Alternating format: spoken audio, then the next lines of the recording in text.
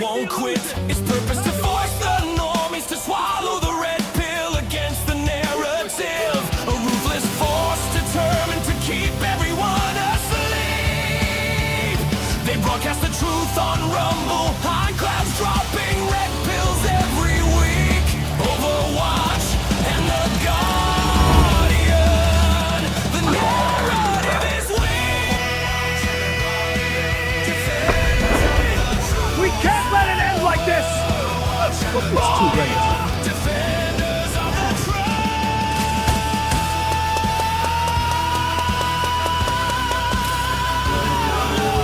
Overwatch and the Guardian. Overwatch and the Guardian.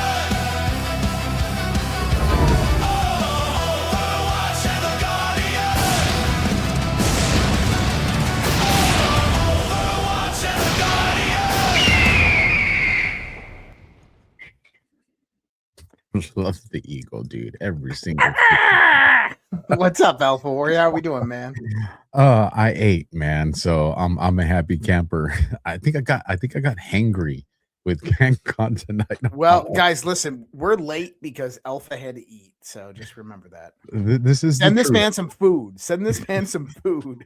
This is the truth, folks. I had to get some nutrients in this body. Why? Because, dude, this is an interesting conversation tonight. Dreams, near-death experiences. Out-of-body experiences, sleep paralysis. And I don't know, I don't know, a lot of people out there probably have never had these experiences. I've been fortunate enough in my life to have very vivid dreams. I lucid dream. I have a state of meditation I can go into where I can kind of control my dreams. It's really interesting. I've talked about it a little bit on shows. I've had out-of-body experiences. And for people out there like, this stuff is evil. Like, dude, we don't try to make this stuff happen. It's not like, like, oh my God, let's try to have it. Like, you wake up out of your body. What are you supposed to do? Like, oh my God, evil must have been taking me. Like, no. And we'll talk about a gentleman by the name of Robert Monroe, who started the Monroe Institute, which was involved in Project Stargate with the CIA and their consciousness studies, and how that all fits into this. A lot of people like to attribute that to MK Ultra, but there's not really an aspect of MK Ultra that's associated with that per se. But it's going to be a really good conversation. So actually, go ahead. 100%. It's gonna be a very, very fun interesting conversation, because I've actually have a real personal story with sleep paralysis and also dreams. And anybody that's been watching my show for quite some time, you guys are familiar with John Redembo, spiritual intelligence, dream decoding, like nobody out there I've ever seen that does it. And there's some relevance to that. So it's gonna be, I look forward to it, man. Because everybody I'm pretty sure everybody in the audience at least could say they have the experience with dreams, but at least knows of or heard somebody that's probably gone beyond this threshold of dreams, or maybe it was a near-death experience or something like that. As a matter of fact, a book that I want to talk about, I'll grab it here in a second. 23 Minutes in Hell. And the way that book came into my world was, for those that know my story, when I was sitting in solitary confinement, there was 2 books, Josh, on the shelf. One on World War II, and I was like, I've read every damn war book like this. I'm not Except for doing that one, but you didn't. Except for that one. And then below it was this other book. It said 23 Minutes in Hell. And I remember I laughed. I'm like, I don't need to read that one because I'm living it right now. But ultimately, in order to get myself tired enough to go to bed, I read that book, 23 Minutes in Hell, that night. And I can't wait to share a little snippet from inside that book. You want to pay some bills before we get started? Well, I got nothing populated yet. So actually, what I wanted to actually do is just deviate a little bit, because we're getting word that tomorrow is 8 a.m. This comes from Anna Paulina Luna. Tim Burchett was on Joe Rogan today. He said that he has a brief tomorrow in the morning from the Pentagon about UFO disclosure, and that apparently Anna Paulina Luna is saying 8 a.m. tomorrow morning, Friday, that the first tranche of UFO files are set to be released on aliens.gov. And so this could be interesting, or this could just be an absolute nothing burger. I don't know which direction this is going to go. I have a feeling that we're going to learn more about we're not going to learn more, but we're going to have more about the government coming out and the admission of these things than ever before tomorrow. Whether it's just a few different videos and we don't know what it is, or whether it's Trump getting on the loudspeaker and going and doing a national address and saying, hey, with today's documents, it's unequivocal that we are not alone in the universe. And we will keep on investigating this. So interesting day tomorrow.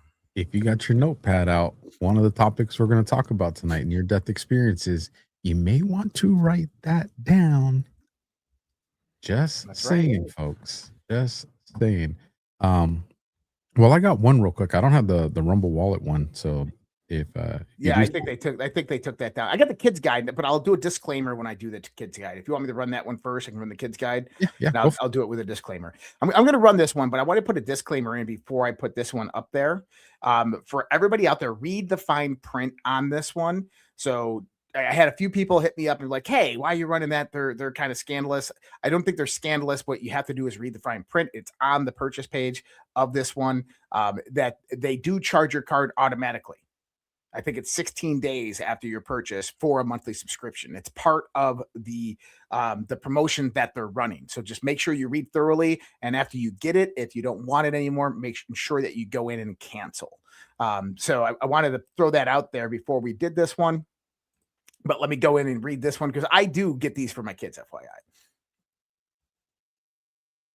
All right, parents, real talk for a second. America is about to hit a huge milestone. We're coming up on America's 250th birthday, 250 years of freedom, grit, sacrifice, and the greatest experiment in self-government the world has ever seen. This is the perfect moment to help your kids understand why this country matters, not just fireworks and hot dogs, but the story behind it all. There's a free guide called The Kids Guide to America's 250th Birthday, and it's honestly a great way to introduce kids to how America began, who the founding fathers were, what they risked, and why the idea they fought for still matters today. The guide sends kids back to the moment when brave men signed the Declaration of Independence, knowing full well they were risking their lives for freedom. It breaks it all down in a way kids can actually understand and enjoy without watering it down or turning it into boring schoolwork. If you care about raising kids who know where this country came from and why it's worth preserving, this is something you'll want to grab. And the best part, it's completely free with a special offer. You just need to pay the $2 for shipping and processing. Just head to freeusabirthday.com. That's freeusabirthday.com.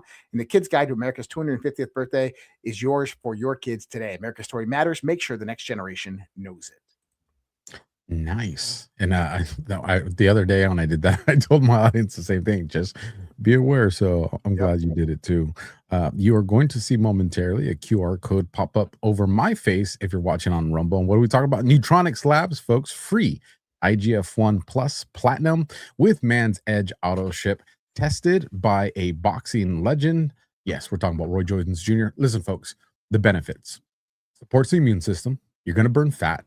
Muscle building, no joke on the muscle building, joint health, improve sleep, combat stress, the cortisol, boost energy, and libido. That's the obvious. For those of you that have been following me, and I use this, like Josh has said with the books, I use this stuff. It is sitting on my counter. As a matter of fact, they just gave me the new bottle of the 1 million nanograms, the gold bottle, so I'm fired up. But nonetheless, this stuff is phenomenal, folks. It has so many positive things. I'm just approaching a month now. And this stuff is great. And of course, if you're a gym body, you're going to love it. But even if you're not, your general health with this stuff, you're going to absolutely love it, folks. So again, check it out. Go to neutronicslabs.com/alpha for 50% off with auto ship and a platinum bottle of IGF-1 completely free of charge. And then don't forget this part. Plus, you'll get an extra 10% off when you use code ALPHA. Again, you'll see that link down in the description. Take a picture of that QR code that's up on the screen. And with that, it is time to get into the conversation tonight. Yeah. Where's the starting point for something like this? Well, I'll offer a correction. I said the Stargate Project, and it's actually the Gateway Experience. Is the name of the 1970 CIA program that utilized the Monroe Institute. And I think that Robert Monroe is a good person to probably start with. Now, in the organization of all of this, people know I like to build frameworks and models to truly understand what we're talking about here, right? So what is an out-of-body experience? What was the Gateway project all about? The CIA documents suggest consciousness may interact with a holographic universe through frequencies and resonance. So that's something that I think we can all kind of interrelate to in the sense of our research, because consciousness itself is non-local. And this kind of includes everything from dreams, telepathy, remote viewing, intuition, synchronicity, and even past life experiences. Back in the 1950s, a gentleman who owned a string of radio stations by the name of Robert Monroe. Now, Monroe is really, really interesting. This guy was incredibly wealthy. I think he was worth like $100 million. And in his book, he talks about how one night he goes to sleep and he wakes up and he's on the ceiling looking down at himself. And he was freaking out. He didn't know what to do. He's like trying to swim back towards his body. And he said this continuously happened over and over every night, until the point where he realized that this wasn't that scary, that maybe it's a natural phenomena. And he started to go with it. And he traveled outside of his body and talking about experiences with, non-human intelligences and all these other things. He got to the point where he wanted to develop a process so other people could do it. So being a multimillionaire, he went out and created the Monroe Institute to study what was happening to him. And what they found is that his brain goes into a level of coherence when this happens. And interestingly enough, they realized that you can mimic the effects of the brain by various different acoustic pulses. How this works is he developed something known as hemisync technology. Now, hemisync technology is actually really, really cool. You have this mechanism in your brain that is kind of corrective in nature, to where if one ear is hearing a frequency and the other ear is hearing a completely different frequency, your brain will actually cancel out both of the frequencies and just give the sum result of what's left. So if you have a 100 megahertz here and you have 105 megahertz in this ear, the brain will cancel out the 100 megahertz and only put a 5 megahertz signal into your brain. Why is that important? Because we're talking about coherence of the various different regions of the brain, and coherence is vibrational. If there's any anesthesia, you ever talked and had a discussion with an anesthesiologist? Mm-mm. I know two anesthesiologists, and they're really cool people, but they will tell you straight up, we have no idea why anesthesia works. Like, no clue. The best explanation that I got from an anesthesiologist of what's happening is he said that you have different regions of the brain that are separated, and that each one of them have a various different oscillation, a vibration to them. They're continuously in a state of oscillation, and that oscillation performs a coherence of your whole brain. And he says what we do is we provide decoherence.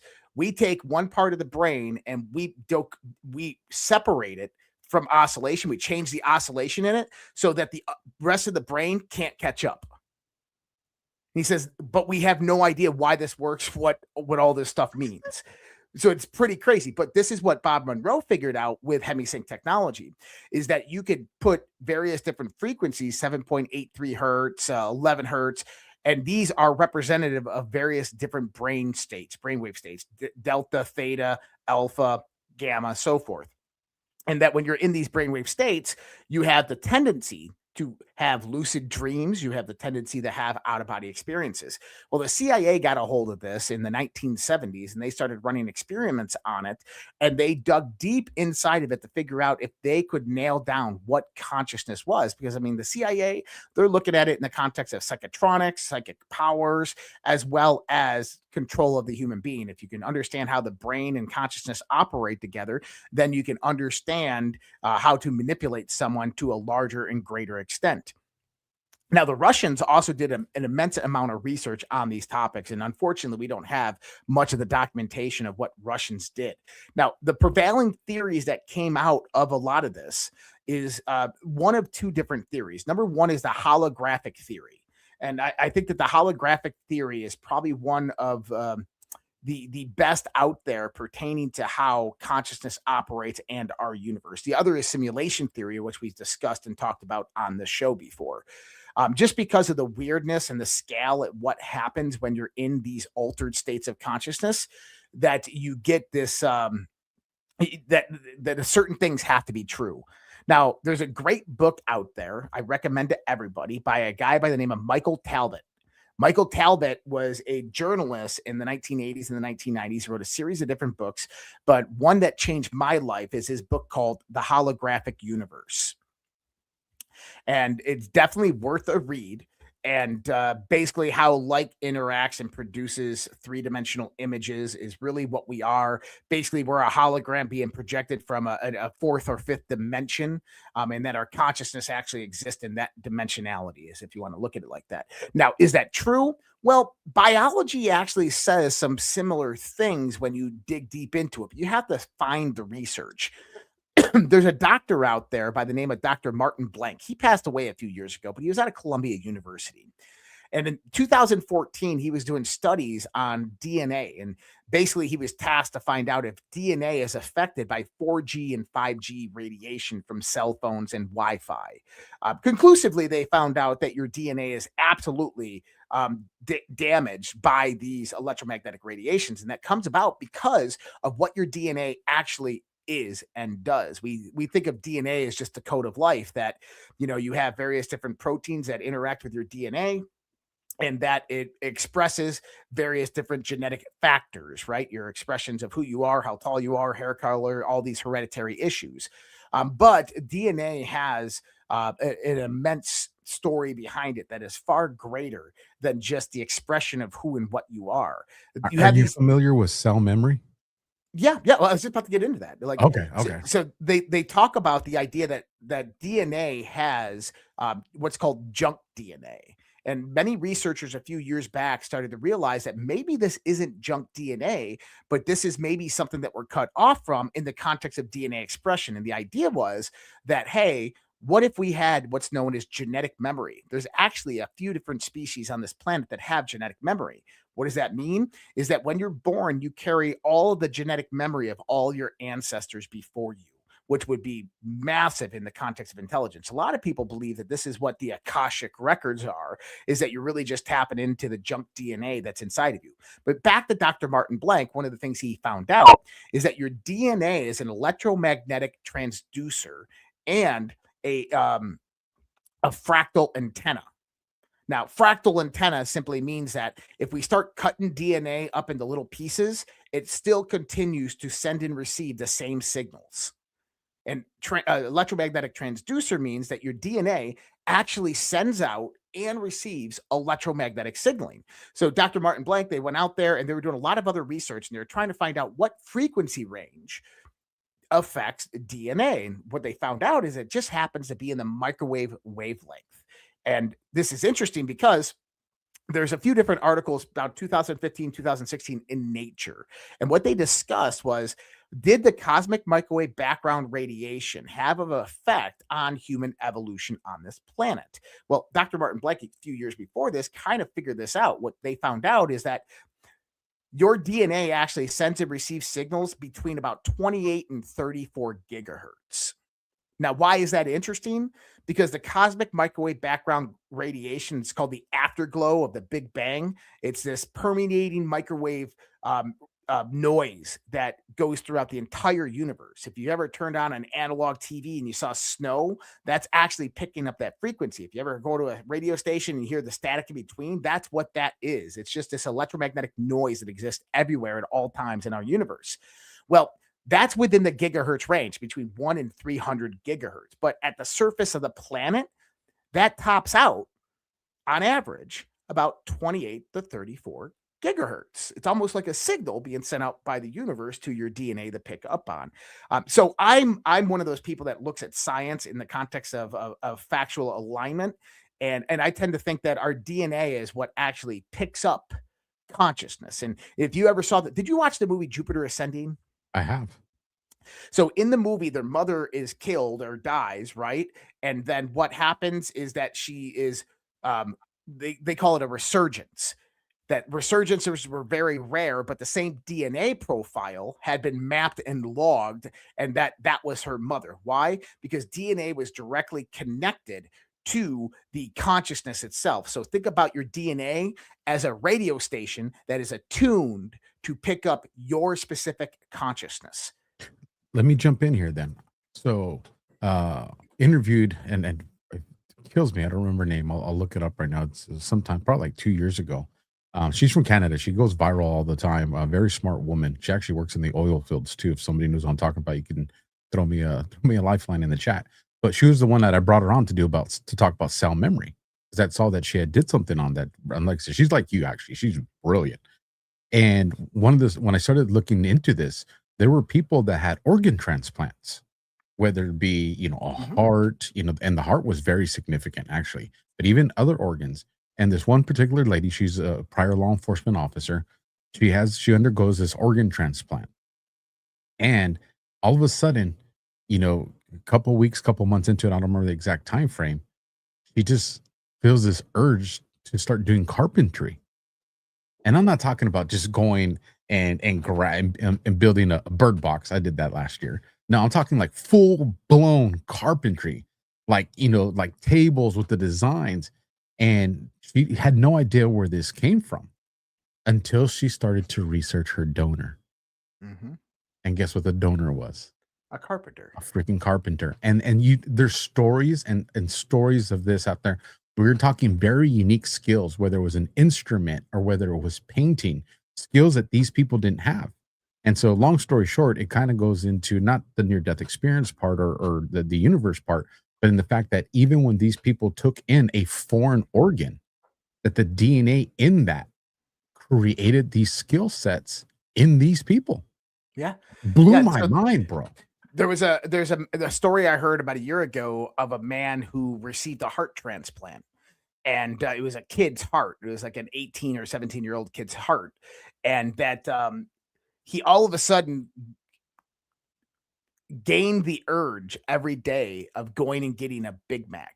And he started eating Big Macs every damn day. And he goes back into the talk with the doctor, and he's like, the darndest thing, like, I have these cravings for Big Macs every day. And he's like, well, how long has it been going on? It's like 6 months. And the doctor ended up reaching out to the family, and he's like, hey, I'm curious. Did your son like Big Macs? He's like, he had one every day. He said it was like an addiction. He had to have them every day. And so, yeah, it's very, very true, is that you have cellular memory that enacts within us. And I think that it's actually, I think that DNA itself was manipulated over time somehow, some way. I don't know. I hate to kind of downgrade humans like that, but we are disconnected from our genetic memory for some reason. But I do believe it was something that we actually had. Now, in the light of the Monroe Institute, it kind of hinges right now on declassified CIA documents and MK Ultra and all of that information. But really what it's about is altered states of consciousness. And the research that they did there and still do today expands into anything from near-death experiences, out-of-body experiences, past life and past life regressions, which we'll talk about, and various different methodologies of obtaining that. If anybody out there actually has the old cassette or CD tapes from the Monroe Institute, you got gold money in your hand, because they don't do them the same way anymore, because you have a different baud rate on digital technology than you do on analog technology. And those things are way better in the context of how they operate. But they have a new technology out there that operates very similar to hemisync. It's called isotronic technology. And this is where it gets kind of scary, Alpha, because with hemisync technology, you had to use mono headphones, as in the left was its own input and the right was its own input. You couldn't use stereo headphones, and you always had to wear headphones with the hemisync technology. With isotronic, you don't need headphones. They just play it within the music, and your brain automatically cancels those frequencies out and readjusts your brain pattern. So you can immediately. So have you ever gone online and put on like ADHD music?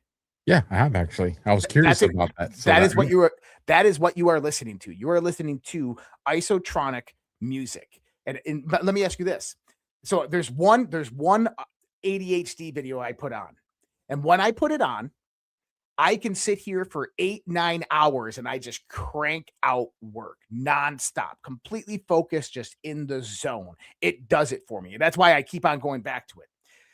After like the 100th time listening to it one night, I sat there and I'm like, started listening to it. I'm like, what the fuck?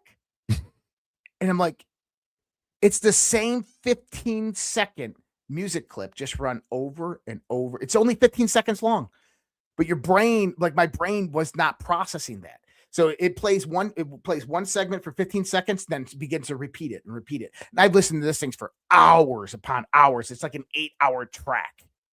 And it's just the same 15 seconds over and over and over and over again. But I realized, I'm like, oh my God. But I'm like, there's something here because like this thing makes me focus. And so there is research. I did listen to one, but I didn't listen that long. And the reason I didn't listen that long is I had heard people talking about that there's people out there that have made bad ones to like put you in a bad direction. I was like, I don't know how to tell the difference. I was like, I'm just going to listen. And then I bounced out. So one of the interesting things, and this was, there's a few articles about this in Science News back in like 2020, 2021, talking about, is music the next new drug? And what they were really talking about was isotronic and hemisync level technologies being integrated into music, and that it can alter your consciousness, quite literally alter your consciousness. And Bob Monroe actually proved this with hemisync technology because if anybody out there has ever done the journey through the universe or whatever it is with Bob Monroe, his first release, it happens. You go out of the body, dude. It like in the process is actually really interesting because there's a meditation, there's a visualization that goes along with it. He guides you through it. But I was been fascinated with this stuff ever since I was a little kid. And nowadays I can't sleep on my back. The reason I can't sleep on my back is not because I have sleep apnea. It's because I start to go out of my body. Like, I don't know what it is. I sleep on my back. And I go into hypnagogia and I start to go out of my body. My whole body is oscillating and vibrating.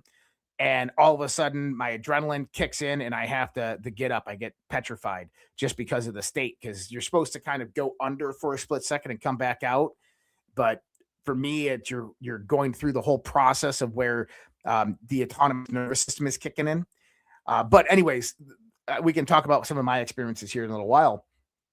But, it's interesting because the technology kind of hints that consciousness itself might not be what we think it is.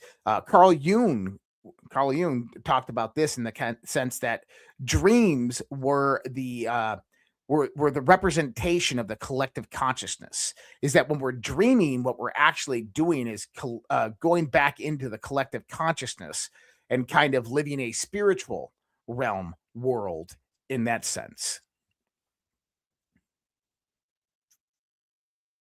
Don't tease. Keep going. Well, I thought you were going to say something. Okay. No. I was adjusting my seat, but no. If you're saying it's a collective consciousness, like I'm trying to figure out what you mean by that.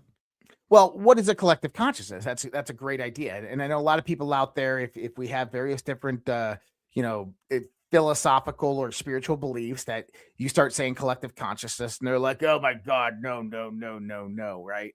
Well, let me just plug this in since you're going to explain to it. Sure.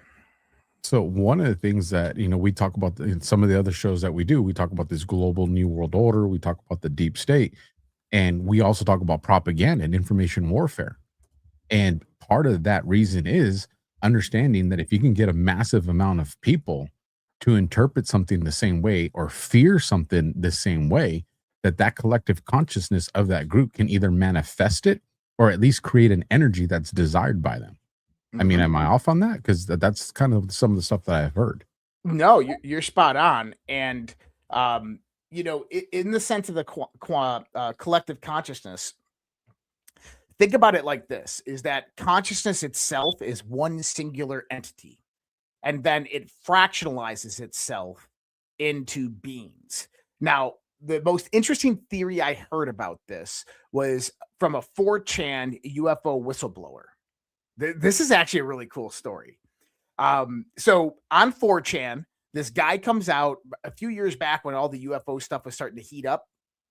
And he goes, "Hey, I can't be silent anymore. I didn't know where else to come. If you figure out who I am, don't dox me." Now, what this guy says, there's a lot of legitimacy to what he's saying, by the way, a lot of legitimacy in the context of his story. His story was like three pages, right? But he says that he was a biologist straight out of college, just average student, nothing crazy.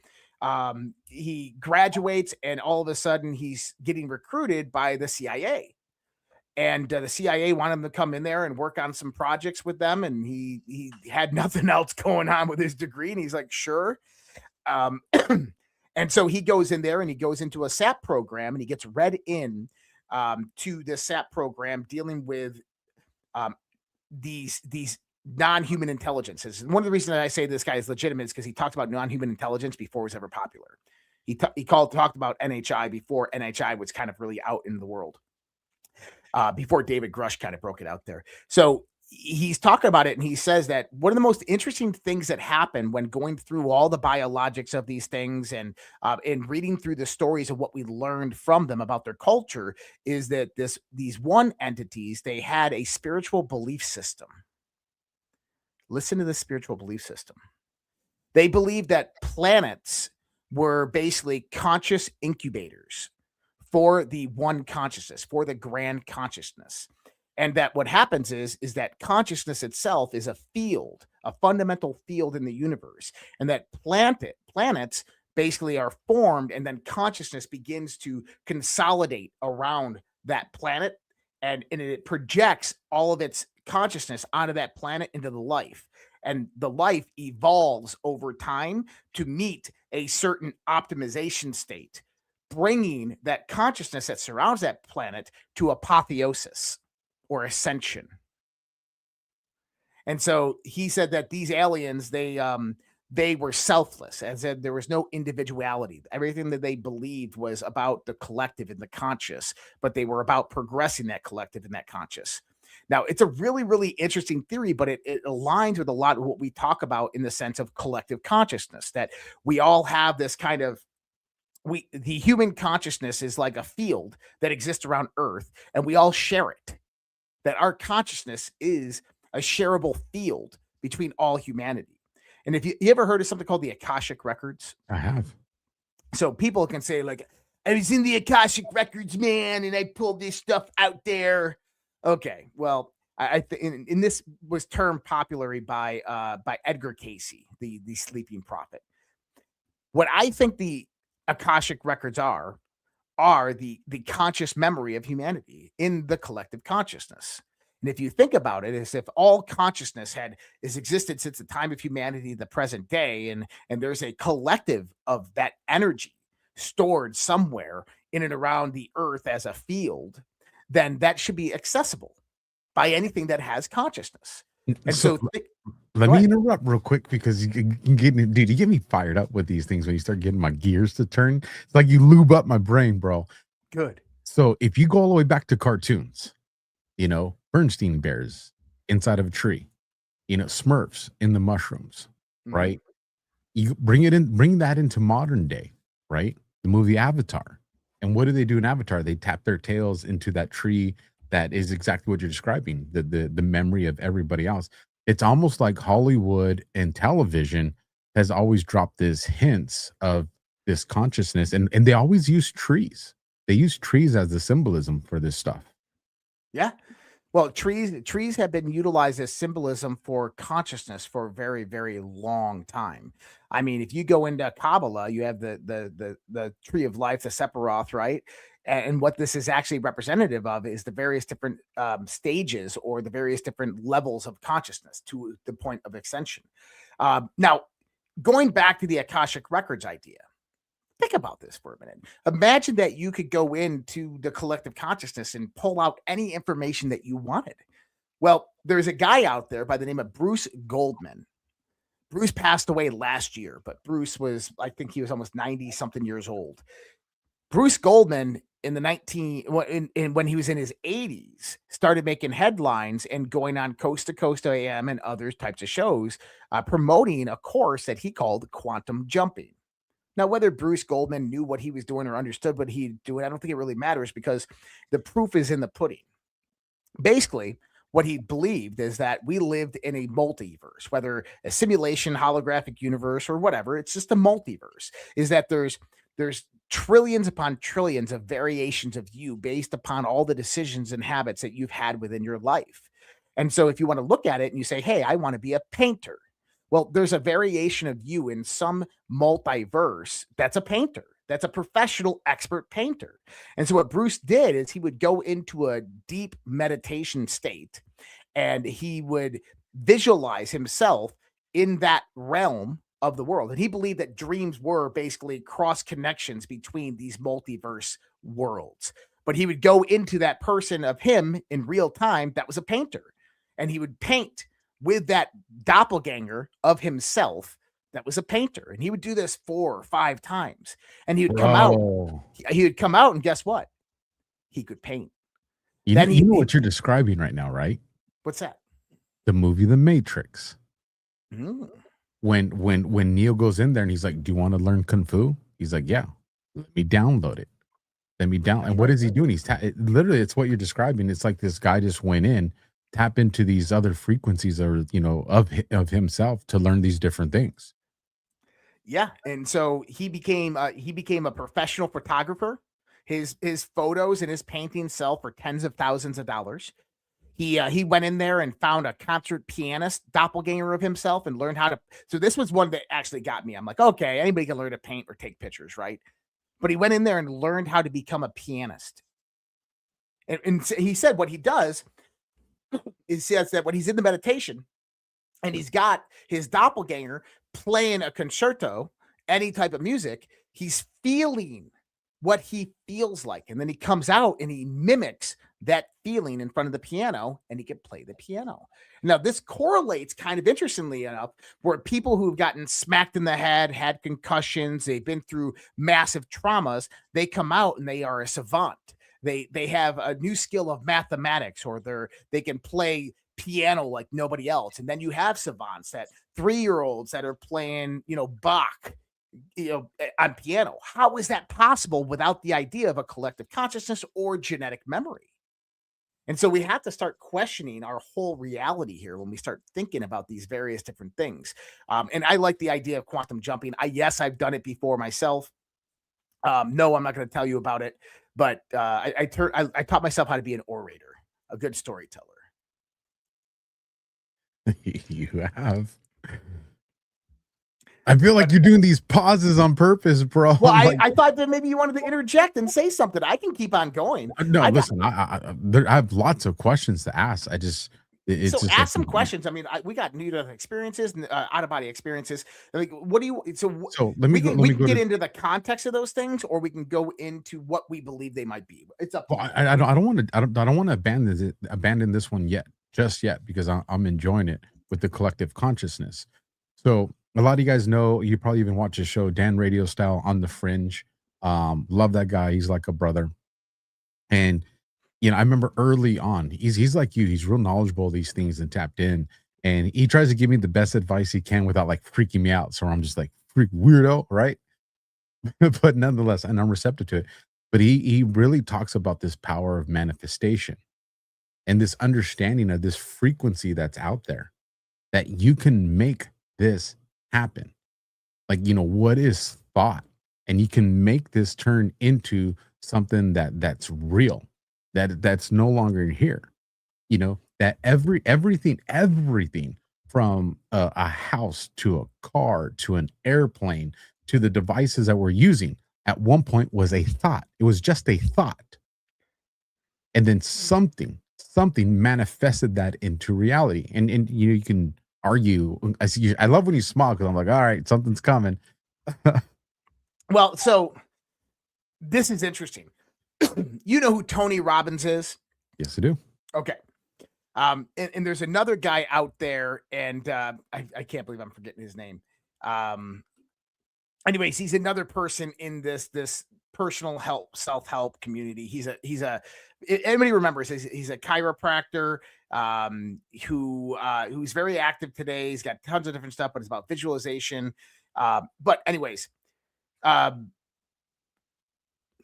name's like on the tip of my tongue. You ever forget a name and you have to go through the alphabet A, B, C, D, E, F, G, right? Yeah, I do. You start Okay. sending with them. Well, and it drives me crazy too. Like I literally went back when I was trying to tell you guys who that lady was. I went and researched it. Her name was Tajana. And Tajana. yeah, and interviewed her 2 years ago. Just brilliant. Joe Dispenza. Thank you, Joe Dispenza. Oh, So- okay. I actually know this name. So interestingly enough, I was like in when I was listening to a lot of personal development stuff, and I probably should get back into that. Makes you healthier. There is Tony Robbins was talking about how he met his mentor Jim Rohn, and before that he was like there was another mentor of his neighbor and Mr. Shop, and Mr. Shop. Oh no, that was Jim Rohn. Jim Rohn's neighbor was Mr. Shop, and Jim Rohn's telling Tony Robbins a story of Mr. Shop, and he said he gave me a book. And this book completely changed my mind and completely changed my world. And Tony's like, I read this book and my whole life changed. But he's like, I'm not going to tell you the name of the book. Bro, I was about to ask you, like, what the hell? But then was Joe in the book? Dispenza, one night, Joe Dispenza, if you don't know what happened to Joe Dispenza, he was in a triathlon and he was riding his bike and on a triathlon, and the cop waved him through, and some old lady hit him with an SUV and he fractured his whole spine. And they said, basically, you're going to have a 14-inch rod in your spine. And he's like, no, that's not happening. And he went to another doctor down in San Diego. And this doctor came back and said, good news, bad news. And he goes, good news. He goes, good news, it's not an 18-inch rod. He goes, bad news, it's a 12-inch rod. And Joe Dispenza said, nope, he's a chiropractor. He knows these things. He believes it's repairable. And he says he goes home and he could not walk. So he was on his back. And he said that a book came to him and he read the book, but he never says the name of the book. I know the name of the book. But you're not going to tell us. Maybe. We'll see. So we're going to fight, bro. We're going to fight. You're going to tell me this damn book. Well, so this is CNN. I can't play this video because it's CNN. But Well, while you're setting that up, I'll give you guys an example of why I absolutely believe in collective consciousness, and this will actually segue us into dreams as well. I've told you, I think at least offline, I've shared with you the story about Iraq. Me and a couple of guys that all had the same dream, same night. mm-hmm. So the dream, to get everybody caught up to speed, we're staying. It was an old like diesel style factory, huge walls. It was a great place for us to establish a forward observation base. And it was not uncommon that, listen, when it was your time to sleep, you would have guys on guard in the firefight, and you see the tracer rounds flying everywhere, and you wake up and you're like, all right, there's no mortars, there's no this, I'm going back to sleep. Like, boys got this, they can fight. Like, that's the way life was. Well, one particular evening, we all had this dream, and we know because we woke up the next morning and start talking, and then this guy would finish the dream and this guy would add to the dream. Well, in this dream, and I'm sure it's a long story, but I'm shortening it for the purposes of us to be able to continue this conversation.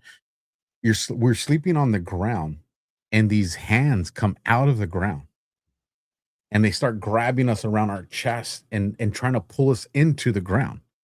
We all experience this, every single one of us. There's probably a good 6, 7, 8 of us that had this dream. And we're like, what the hell? Like, we're all weirded out by it. Now, at this time, we hadn't received a translator yet. We're still waiting. And those people that were at, locals and stuff coming to the gate and all this, but we're just like, you don't know. One of these people can have like an IED and, try to take us out. Well, ultimately, we end up getting a translator and find out these people, the reason they're hysterical is this diesel factory that we were at was a prison. There's a prison under it. And what the Iraqi Republican Guard did before abandoning that was they had flooded it. And then they covered the entrance, because it was a surface entrance near one of the buildings, with all this debris and stuff. It looked like a trash pile to us, but that was the entrance to it. And so when the engineers ended up coming in later, they actually went and found all these bodies that were down there and flooded out, bro. So, dude, you have somewhere between 6 and 8 Marines. We all have this dream at the same time, and that was the shit that was under us. How's that? How do you explain that? Well, you can explain that's absolutely paranormal, that there's residual consciousness kept there. I want to get into that part, but hold on. I want to go back and finish this off, right? Because I got a video clip I want to show everybody. But for everybody out there, Joe Dispenza was reading a book, and he had visualized every day of his cells in his body going into his spine and regenerating it. If anybody knows Joe Dispenza today, he walks absolutely fine. And the reason is because he healed himself within 3 months by doing this visualization. Now, he never said the name of the book, but if you go way back to the early days of Tony Robbins says the name of the book. It's by Dr. Joseph Murphy, and it's called Power of the Subconscious Mind. It is a phenomenal. And by the way, Dr. Joseph Murphy is a preacher. He's a pastor. Very, very old. So, and by the way, if you didn't know, Dr. Joseph Murphy was good friends with. Oh, I'm gonna hold on. I gotta pull this up real quick. It's been so long that I haven't talked about this. Got me. I'm gonna be on Amazon ordering books, man. Well, this one is this one's an interesting one. So he was good friends with not Paula White. Who was Trump's spiritual advisor? So Trump attended a church when he was younger in New York. Did you know this? Yes, I know, because people try to attack Trump and bring this person up all the time. Let me see. I'll search for it too. Yeah, they attack this massively. And the name is on the tip of my tongue. I just can't understand why I'm having this tonight where I can't think of them. What is the guy's name? Anyways, that guy who I'm talking about here, and Vincent Peale, Norman Vincent Peale. So Trump was very heavily influenced by Norman Vincent Peale, right? Now, guess what? Dr. Joseph Murphy and Norman Vincent Peale were good friends of each other. Just putting that out there. But the book is amazing. And the book was so amazing. This is the story of Cynthia Stafford. Listen to this. Very short. I had to find it on a short, but listen to this. Well, I knew I would win. Stafford says believing and visualizing yourself winning is the key, part of the Ask the Universe philosophy popularized by The Secret and similar books a few years back. I'm an avid reader.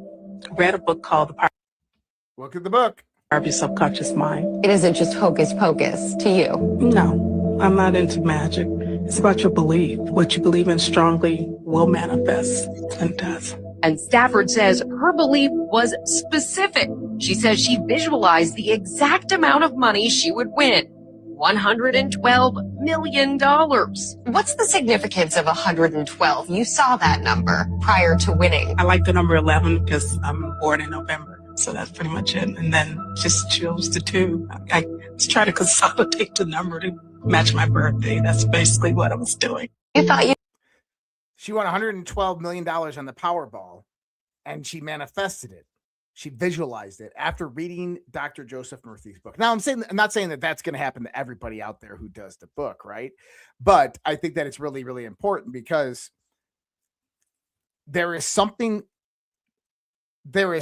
about humanity and consciousness and our mind and interconnectivity to how it works and operates, and that the power of thought and belief so think about belief as emotional reinforced thought, right? There's something about that influences the domain of the environment of the universe. Almost like if the universe is an entity of consciousness, and you're a partition, a faction of that entity of consciousness, is that your consciousness can influence the grand design of the universe and the environment. And this is what Tony Robbins and Joe Dispenza and people like Cynthia Stafford actually all talk about. Now, I'm not saying go watch The Secret or anything like that. I would tell you straight up, The Secret is nonsense. It's nothing more than a marketing ploy. The only one worth it in there is Bob. If people don't know, go check out Bob. I can't think of fucking names. Alpha knows I was tired tonight, so when I get tired, my memory actually lacks. So I apologize. But going into this, what does this all mean? It means that consciousness is something that is far greater than we can actually understand, and it has a lot of mysteries attributed to it. And so you can go into altered states of consciousness. You can go into other dimensional realms of where your mind is free to roam. Near-death experiences are exactly this, or out-of-body experiences are this. Not only that, is there's this interconnectivity of your consciousness to all things, almost like there's this oneness and or a collective consciousness that exists within the universe. So let me ask you this. Sure. And I'm pulling from real life experiences from my story here. For those that don't know, if you're new to the show, whatever platform you're watching on, Josh's mind, subscribe. It's free. You would do us a solid. We see the Rumble rants coming in, the YouTube super chats, and the new members are coming in. We will be doing those at the end of the show, so we're not ignoring you guys. But for those of you that don't know my history, is prior to this life, and after being a combat Marine, I was a law enforcement officer for about just sort of a decade and a half. And I was blessed with a great career where I got to do everything a cop dreams about, but also got to experience the things that every cop dreads. As a cop, I've been in 4 officer-involved shootings where the bad guy's actually shooting at me, not a wallet, not a comb, like the bad guy's actually shooting at me. And, and this is not to minimize anything from God and my creator, source, whatever name you want to use. I absolutely believe in that. But every single one of these shootings, Josh, there was something preemptively that triggered something inside of me to be like, do something different. And I won't go through each story. We could do that for another show. But one specifically that I'm going to tap into is it was my second shooting. I was literally 18 months. It was the night that I was getting off probation, 18 months on the job. And my buddy, he had a reserve riding with them. I'll just use first names here. My buddy, Mark. And he's like, hey, man, let's go. It's a night shift. He goes, let's go to Denny's and have some key lime pie and some coffee. It's what cops do, right? And I was like, all right, I'll meet you there. But we've just been getting wrecked with Bergs in the north end of the city. And that was my area of operation for the night. So I go, let me go cruise over there real quick, make a presence to see if anything's going on. And by the time you go and drop off the reserve, I'll hook up with you at Denny's, which was a complete opposite end of the city, south end. He's like, okay. So I drive into the north end of the city. We call it the Rio Vista area. And I go park on the most northern road. And then it's a moving truck. I park in front of the moving truck, turn off all my lights. Windows are down, doing cop stuff, right? And I'm like, all right, let's just see if we see anybody, walking, casing the joint. And as we're doing this, I see some headlights coming off of a road, so that connects into a cross onto the street. Well, the other side of me, so to my left, the driver's side of my car, that was undeveloped. So it's just desert. So only to the right side of me is the housing development. And so I see the lights shine into the desert and it turns and it starts to come eastbound down the street that I'm on. And so I'm looking on my side mirror and I'm like, I'm about halfway down the block and it's taking them a while to get to me. Red flag number 1. These guys are driving very slow. Remember, they can't see me because there's a moving truck behind me. Well, as they get closer, and now that they're going to see the police car with their headlights, I hit my alley spotlight, driver's side. So completely illuminates the inside of this truck. And I see 2 dudes in there. And both these guys do this as they drive past the police car. And it's that, oh shit, look. Red flag number 2. Most people don't have that kind of panic, right? Yeah. I get it. Nobody wants to see a black and white, but this was a different look. So as it passes me, I get behind it and I'm thinking in my head, this is a stolen truck. So I run the plate. Plate comes back out of Lake Havasu. It's not stolen yet. It's not reported yet. And so it starts driving and it's driving slow, even with me behind it. And then all of a sudden it just stops in the middle of the road. And right in front of a house that we know this house has surveillance cameras. There's a bunch of parolees that live there. It is what we call a shit bag house. Pardon my French, but that's the nomenclature, right? Well, it's in the middle of the road. That's vehicle code violation. I now have probable cause beyond just the suspicious circumstances. I have probable cause to conduct a traffic stop. This is where shit gets crazy, Josh. I put my hand, I got goosebumps, bro. I can still remember this. This is 2007. Yeah, 2007, 6, 7. I put my hand down on the toggle switch to activate my overhead lights. And I just feel this like energy that's around my hand that's like, don't you dare hit those lights. Like it is so pronounced. I'm young. I'm like, what, 25 at the time, 25, 26 years old. And I'm like, I'm telling you, it just caught me off guard. Nothing scary. It's just, what the hell is that? Well, at the same time, the passenger door of the truck opens. So as soon as that happens, now I pop open my driver door because dude's going to get out and start shooting. Like, here's the gunfight, right? This is what we train for. But he doesn't. The passenger gets out. He closes the door behind him. He starts walking towards the parolee house. Remember, the truck's in the middle of the street. It's a little bit before midnight. It's probably like 11 o'clock hour or so.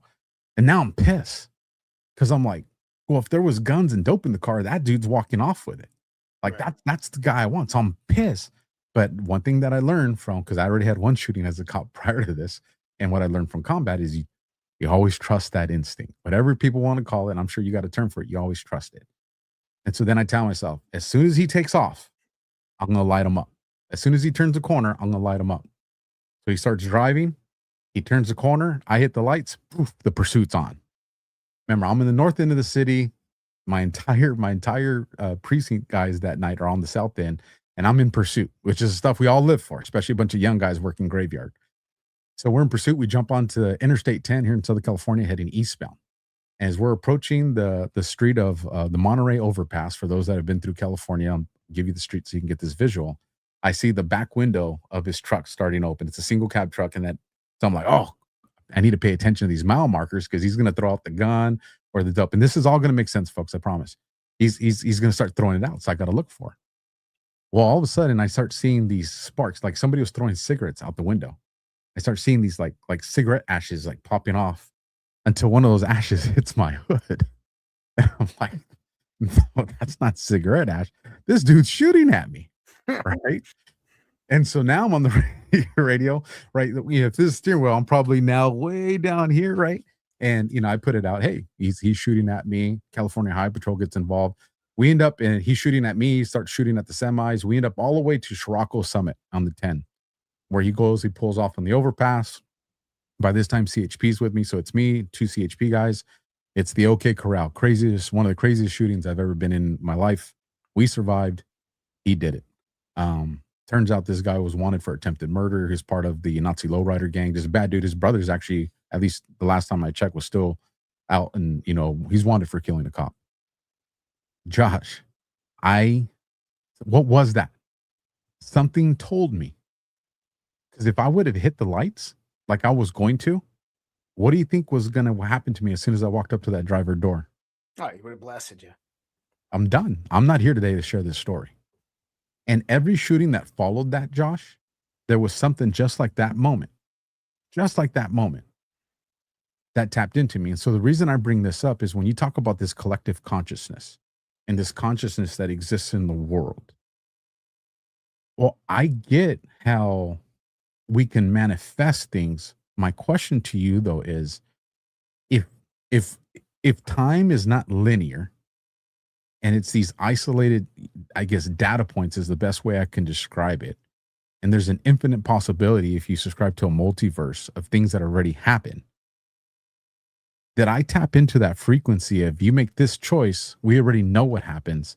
Make a different choice, create another timeline, another multi-universe. Is this, I just feel like I feel like there's a nexus between what I experienced and what you're talking about.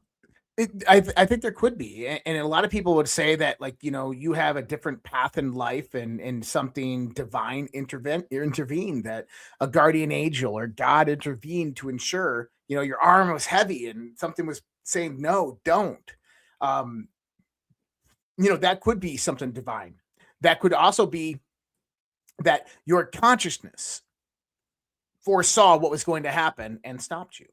That every fiber in your body knew, wait a second, I can't do this. Maybe you knew something subconsciously. Who knows? Maybe there was an energy being given off, and that it was coming towards you, and you could feel the darkness and the evil, and knew that now is not the right time. I don't know. It's hard to explain, but something was in effect at that point in time. Well, then let me give you one more, and I'll make this one very quick because this one's hard for me to talk about anyways. I guess this kind of goes into, there's dreams when we sleep, but are there daydreams? Some people will call visions. I don't know. March 18th, 2011. Senior guy on the shift outside of the watch commander. Some senior, you sit in the back. Very good friend. Also, two-time Purple Heart decorated Marine, Jermaine Gibson. He's sitting in the front.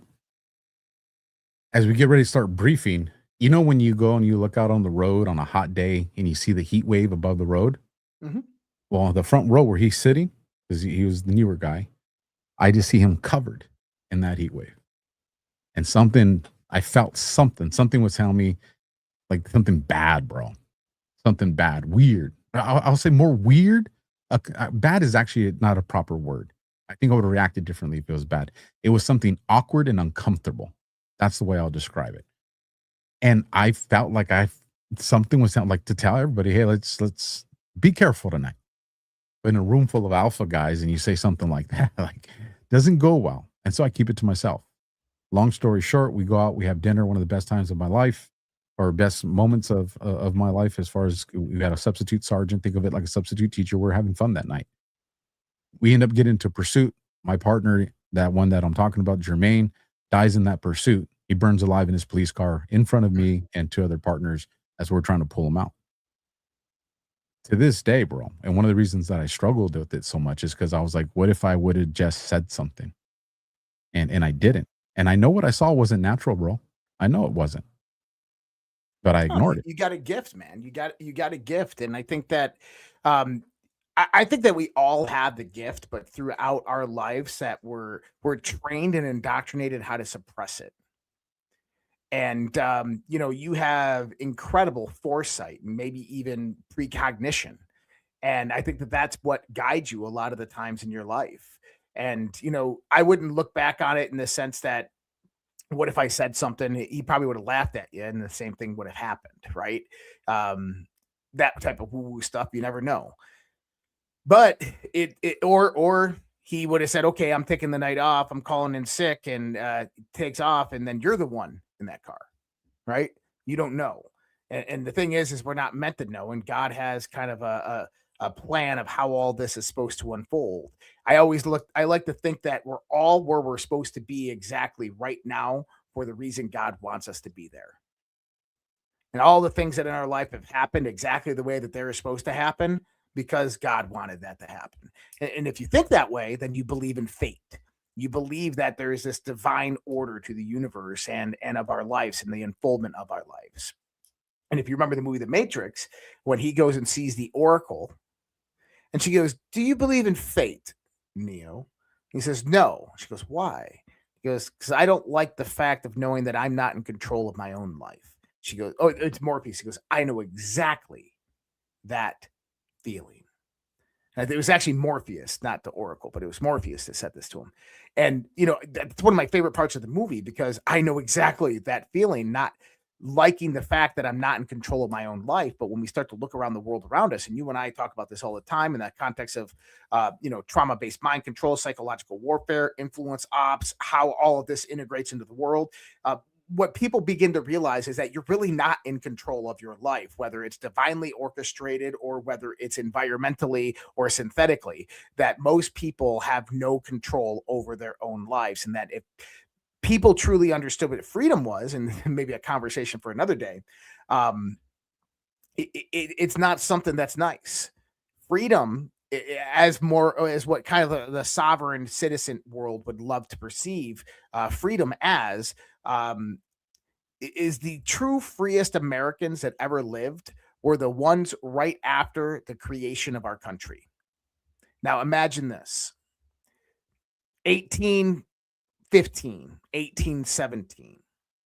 You're in the 13 colonies and you say, hey, the federal government is giving money to people who want to venture west and start claiming land. Let's go. You pack up all your stuff on a horse and a buggy and you begin to go. And you make it through Kansas, and then you get to Nebraska, and you come down, you're in Colorado, and you hit this massive mountain range. And through the terrain, you get over the mountain range. There's no roads. There's no trails. You go over the mountain range, and then you get into Utah, and you get into California, and all you see is desert and desert and desert, and then you finally get to California. But imagine what those people endured doing that. Okay, not only that is, what about the people that settled? I'm in the middle of Kansas, nothing but dirt. Hey, I'm going to stake my claim here. Boom, boom, boom, boom. They went and cut down all their trees. They went and took all those trees and turned it into wood. They made their own houses. They built their own communities by hand. That was true freedom in the world, right? And most people today couldn't accept that level of freedom. And I think that this is a great analogy for mind and consciousness, because right now we are in kind of a captured consciousness in this world that we exist in. And you know what drugs and out-of-body experiences and these types of things and music like that do is they give us a glimpse of the freedom outside of this captured consciousness that we exist in within this world, of what the real world is actually like. But here's the thing, is we talk all of these interesting things about it, but sometimes it's damn right frightening. People who've had near-death experiences, like you said, what was it, 12 Minutes in Hell or whatever it was, that book. 23 minutes in hell. 23 minutes. And anybody doesn't know that story, this was a gang member who was, I believe he was shot like 17 times or 16 times or something like that. And he's in the hospital. That's a different one. This one's with David Weiss, but go ahead with the gang member one. Oh, David Weiss. Okay. I know David Weiss. So, but he, the gang member, he shot multiple times. He flatlines in the hospital. They bring him back, and he's comes up pale white, petrified, screaming. And he says, I just was in hell. I was like, it was fire, brimstone, demons everywhere.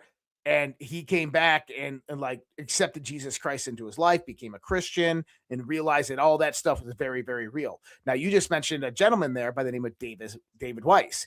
David Weiss, Dr. David Weiss, is a clinical psychologist that utilizes hypnotherapy and hypnotherapy regression on people that have had all different types of experiences. One of his most famous books that he ever wrote was called Many Lives, Many Masters. It's this big blue book.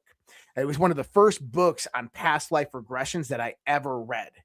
It was actually the second book on past life regressions. And so this is a crazy fucking story. It is a crazy story. Why is that?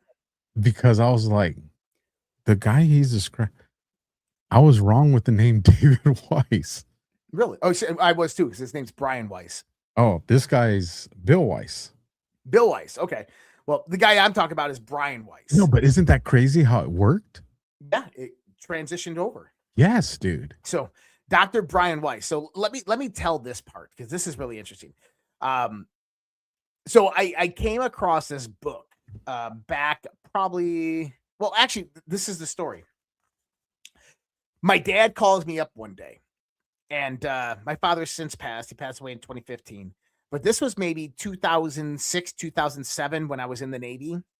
And I'm talking to my dad, and he's like, dude, I just read this, a phenomenal book. You got to read it. I'm like, sure. And he's like, I'm going to send you a copy. My dad was always one of those that like, read this book. And if he really wanted you to read it, he would send it to you. And he sent me the book. And the book was called Journey of Souls by Dr. Michael Newton. Now, I'm a very skeptical person by nature. I am conspiracy oriented, very rational and logical. What happened in my life over the course of probably the next 5 to 6 years after reading this book are absolutely like paranormal. It's just the weirdest shit in the world. And everything I'm telling you here is absolutely true in the sense of how all of this stuff unfolded. So I start reading this book, and it's a really interesting read. And he goes, disclaimer, big disclaimer. Look, I've had over 20,000 patients, which we utilize clinical hypnotherapy on. He goes, I'm a board certified clinical hypnotherapist and psychologist. He goes, this is what I do for a living. In the 1960s, I started having people come in. And one of the things that he began realizing is that he tried to help people use hypnotherapy to eliminate pain in their body. And this is Dr. Michael Newton. And he takes them to points where those pains occurred in their life. And so one person starts talking this fantastical nonsense of another life. They're like, I don't understand. I don't know why I'm a woman in this, but the pain is here. And he's like, okay, let's go there. And you know, the pain ended up causing the death of the person. And he takes the person, okay, well, what happened after the death? And the person starts explaining what's happening as they're dying. And they're going through the tunnel. They see a light, they come out, and they start describing this world after they died. And so he sees this as an opportunity to start taking all of his patients to their point of their last life and their death at that last life.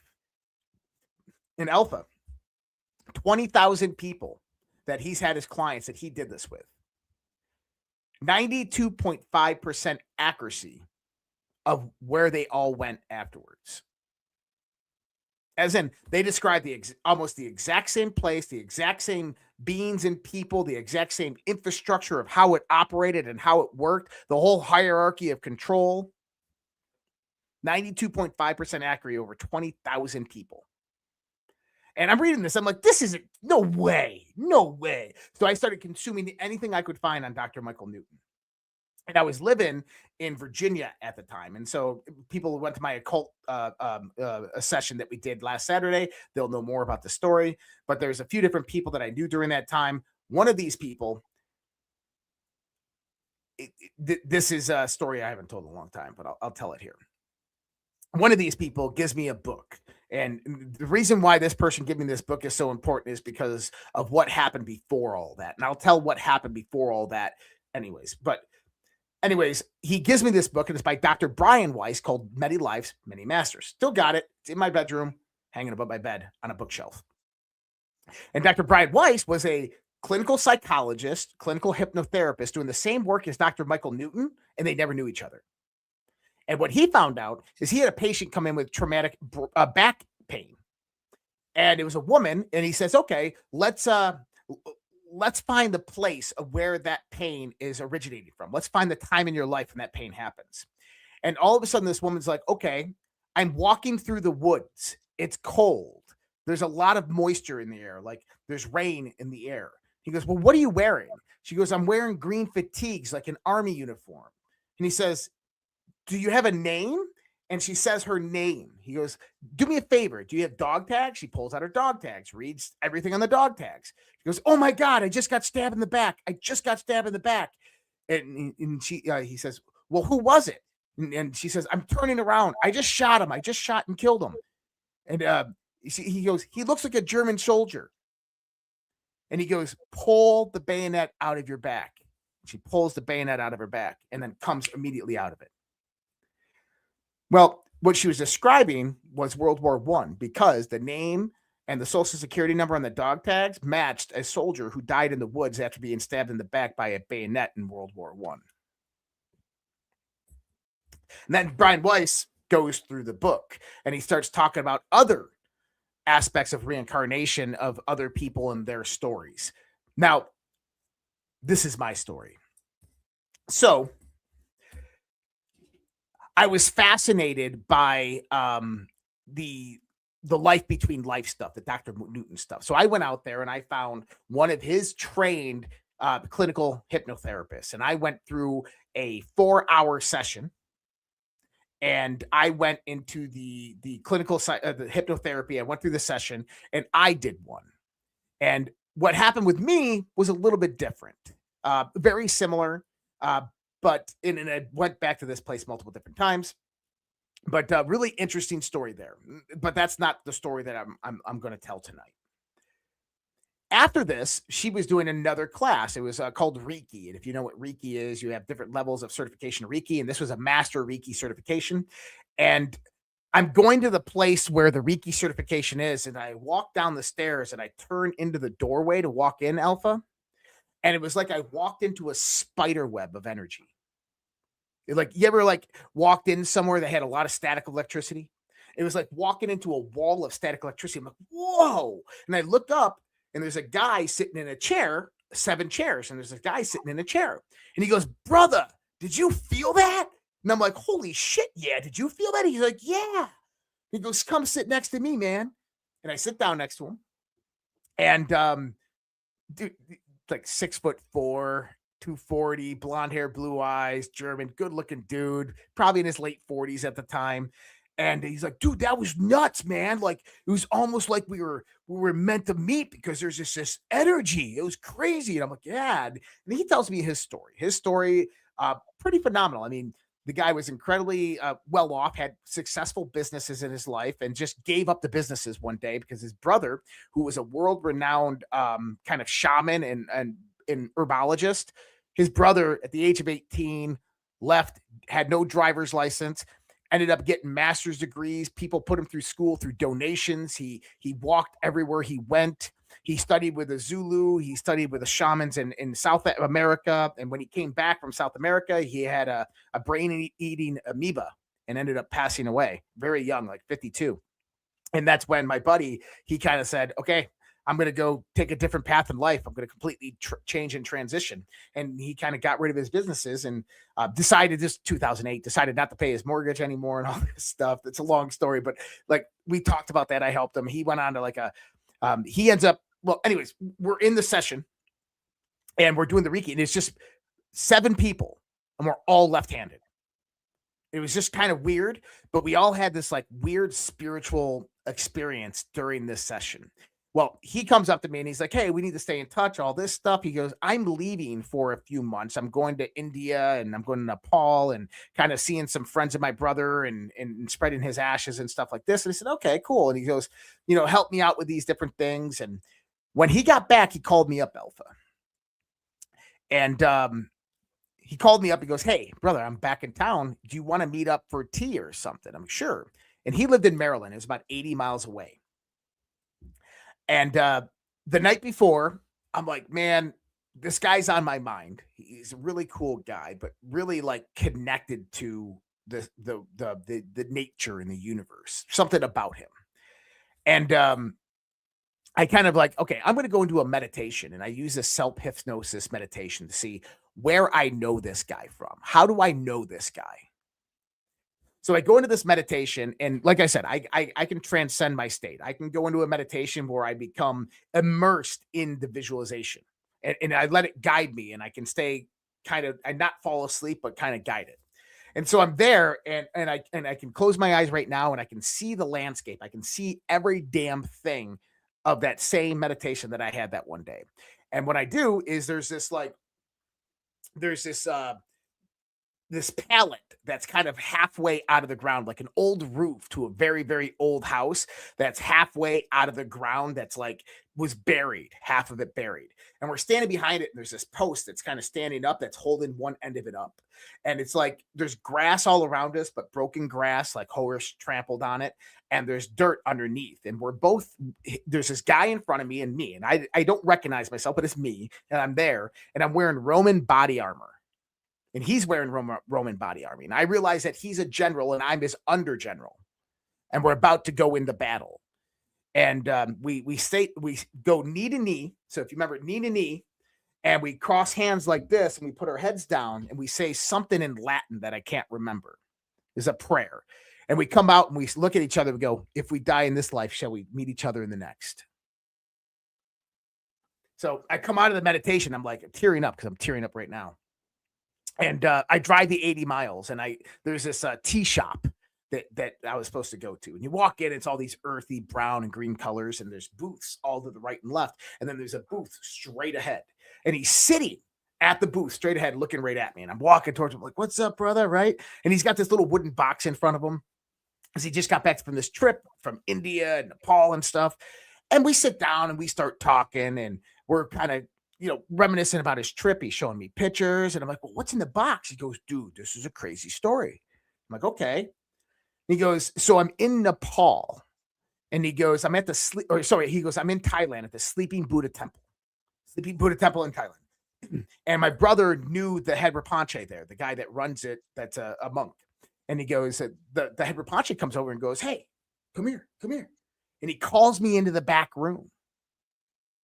And he goes, I go around in the back room, and he goes, I got something for you. And he goes, okay. And he opens it up, and it's 2 bracelets. And so if you ever seen like Napoleons or stuff like that, they wear this this orange thread. They always use this orange thread. Well, apparently white people that are not indoctrinated into their world are not supposed to wear this shit. Because something happened to me later on in my life that I figured this out. But he gives him this box and he goes, well, what's this? He goes, this is for someone that you know that you're connected with through lives. And he's telling me this story. And I'm like, yeah. And he goes, yeah. And he opens it up and goes, here, brother. And I go, hold on. And he goes, yeah, man, dude, we've lived a lot of lifetimes together. I'm like, are you sure, bro? He goes, yeah. I'm like, hold on. I meditated on this last night. And he goes, really? And I'm like, yeah. And he goes, I said, I meditated on this last night. And I think I know of a life that we were together in. And he goes, yeah. And I go, what was it? And he goes, I think that we were Roman soldiers and we made a promise that if we die in that life, that we'd meet each other in this one. No way, bro. I shit you not. I'll let you, my heart dropped and I started fucking like, no way. And we've been friends ever since, man. Like I talk to him all the time. He lives in Europe now, but amazing fucking human being and just connected through. Like, it was crazy too, because we decided we are going to go into business. I was going to get out of the military. We're going to go create a massage therapy clinic with sound and light therapies and all this. And the last moment I pulled out and I said, can't do it. He just sold it for $1 million. Right. But anyways, like I pulled out at the last minute and I was leaving DC area and I was moving to California. I ended up in Colorado, but I was moving to California. And he's like, brother, we'll be in touch, man. Maybe in another 10 years or another life. Right. But true freaking story, dude. Like, and like I get emotional. Like my face is all red and I'm like, every hair on my body is sticking up. That's a true ass story. And I told my meditation. I said, dude, I had the meditation last night. He goes, yeah, sounds about right. He goes, I did the same. I did a meditation as well, trying to figure this out. And that convinced me that this is very, very real. More real than we could ever imagine. And I definitely know that there's a there on that. So then if we know, or if we just subscribe to the idea that there's multiple lives, and then we get into near-death experiences, then a near-death experience, and again, this is all speculation because I don't know, but a near-death experience, I feel like that's the in between these different lives. So when people experience these near-death experiences, like, I'm just going to read a real quick passage and just FYI, this part is, it's terrifying. And again, this is from Bill Weiss. It's 23 Minutes in Hell, phenomenal book. You want motivation to get your life together and get right. If you're not right, read this book. But this is an excerpt from it. The creatures weren't animals, but they weren't human either. Each giant beast resembled a reptile in appearance, but took on human form. The beast's arms and legs were unequal in length, out of proportion, without symmetry. The first one had bumps and scales all over its grotesque body. It had huge protruding jaw, gigantic teeth, and large sunken-in eyes. The creature was stout and powerful, with thick legs and abnormally large feet. It was pacing violently around the cell like a caged bull, and its demeanor was extremely ferocious. The second beast was taller and thinner, with very long arms and razor-sharp fins that covered its body. Protruding from its hands were claws that were nearly a foot long.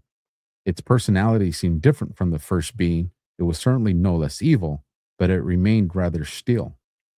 He goes on to give a very vivid account of this short window that he's there in. And then obviously he comes back. His wife finds him on the floor of their home, and he explains. And he was gone for 23 minutes. This is the whole point of the 23 minutes in hell comes. Well, and it's this experience. So what is this for the people that experienced the spiritual? I saw the face of Christ, to the people like this guy. 23 minutes in hell. Where did these two segments come from? If there is multiple lives, is this the final destination of the last life? Or is this a break in the system in between lives? No. So I would look at it as something completely different. I would say that there is different realms to the world. I mean, diversity is the number one characteristic of the universe. Would you say that? Look at planet Earth and life. Life comes in various different diverse forms. Now, whether all of those things are conscious or not, I believe they are. What does that mean? It means that all of those things are different variations of consciousness, expressions of consciousness. Now, we know that there are different realms of existence, whether it's just the realm of mind. Who knows? Maybe it's just the realm of mind, and mind has different echelons where we can communicate, because people have communicated. I told you about my dreams. There was somebody in my fucking dreams, and I chased this guy, and it was not me. And a lot of weird stuff happened in my life with all of that. Let me give another example too. Well, let me preface this as well. When you're in any of these worlds, whether it's hallucinogenic, whether it's an out-of-body experience, near-death experience, any of these types of things, alien experience, your mind, okay, think about your biological system, because it doesn't matter what you're experiencing when you're there, is that your center of expression of how that is being processed is here, biological. That biological mind cannot understand things that are beyond its understanding. I mean, right? If we talk about interdimensional, what do I mean by interdimensional? Think about the entire universe as a phase transitional relationship, as in you have hot and cold, right? There's a dial between hot and cold. That dial can be infinite.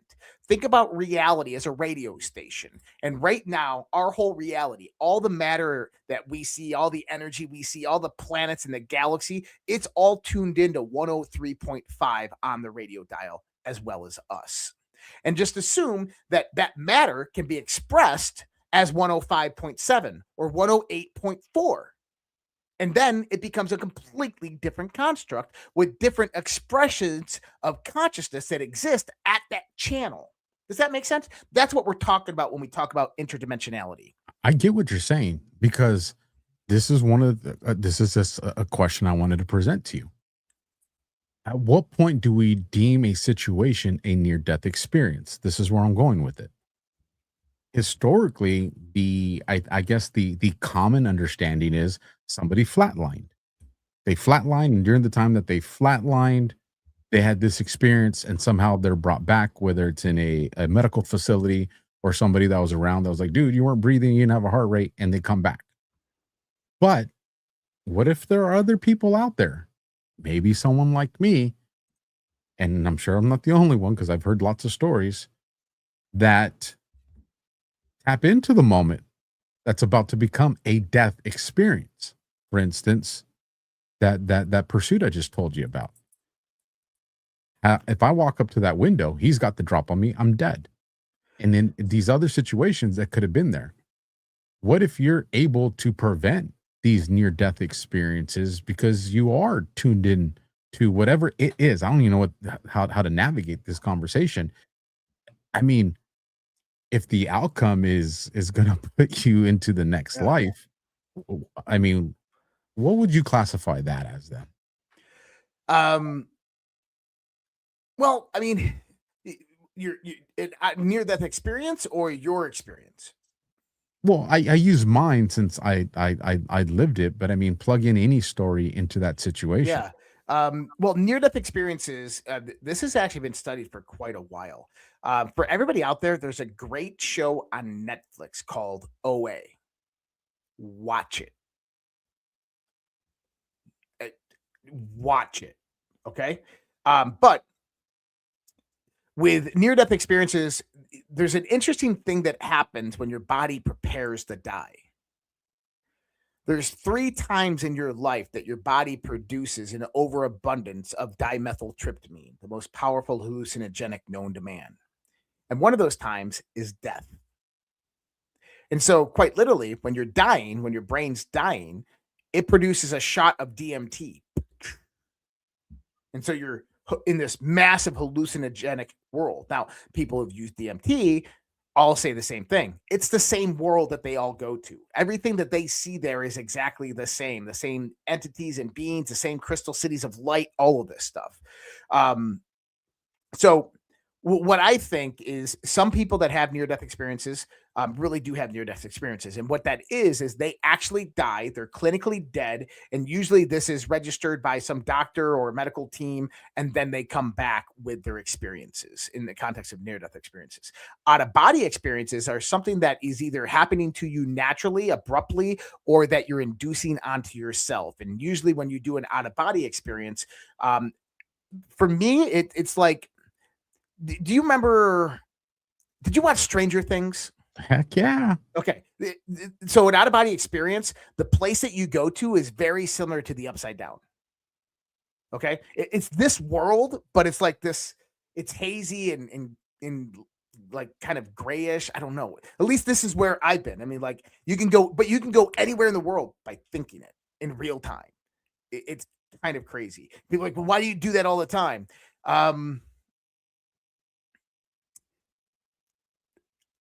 I don't know. I haven't done it in a very long time. You asked the other night, I think it was you that asked the other, can you bring stuff back with you from this type of stuff? And yeah, you can. But let me tell you about an experience that I had. And I don't believe that this experience was my brain fucking with me. I had just made a massive revelation and discovery of a paper I was writing on an occult topic of known as the greater and the lesser keys of Solomon, and trying to understand the symbolic representation of Solomon's temple. And the conclusion that I came up with is that Solomon's temple is a progressory framework for a relationship with God. In that you want to go into Solomon's temple, you want to navigate the 12 houses, the 12 bread houses, and that they are the different archetypes of mind, and that if you master them, it unlocks a 13th archetype of mind, which moves into the Holy of Holies, where the Ark of the Covenant is. And the Ark of the Covenant represents your greater relationship with God. And then this is what a lot of occultists and esotericists and Kabbalists and all these people have been trying to obtain for a very long time. And I come into this revelation, I'm like, wow, this is nuts. And I go take a shower. And water is my like medium. So if I go in to take a shower, when I walk out of the shower, I don't remember if my eyes were open or closed. Have no fucking clue. Because like if I close my eyes right now, obviously I can't see anything. If I'm in a shower, I can like, it feels like I'm looking right through it. I don't know why. It's just very transcendent. But I'm in there and I'm kind of like this. And I all of a sudden, like static electricity, you feel something coming towards you. And I my eyes are closed, my mind's eyes open, it's dark, and I see this figure start coming towards me, and I go, stop. And it stops dead in its tracks, and it kind of comes into the view, and it looks like a gargoyle. I don't even know how to say it. Like it's like a dragon, but it's like not a dragon. It's like not a reptile, and it's like a gargoyle, but it was really tall. And I said, who are you? And I said, who are you? Because my name is Jael. And I go, okay. And I said, and I'm doing this in my head. I'm like, my name's Jael. And I said, okay. And I said, what do you want? He goes, well, when the student is ready, the teacher shall appear. And I said, oh, if there's something you're going to say to me, that's going to get my attention. I go, speak. What do you need? And by the way, in the context of like demons and stuff like this or angels, when they give you their name, and they can't lie to you, when they give you their name, you have control over them. And so I don't think this thing's a demon at all for people out there. I've gone through this discussion. Trust me, this happened in 2016. And it starts talking to me like, oh, I wanted to talk to you about Solomon's temple and the Ark of the Covenant. And I wanted to tell you that you're on the right track and this, and starts going into the context of the details of what I was talking about. Like, this is fascinating. And it says, now I want to teach you about some other things, about things that are to come. And it gives me this immense amount of information, probably about 10 minutes worth of information about my life and about the world and my kids and what's going to happen with the world and how everything's moving towards. And back in the early days of the show, I used to say that this is going to be very, very rough, but we're going to make it. Right? It'll be really, really rough, but we're going to make it. And I don't really talk about the things that this thing told me.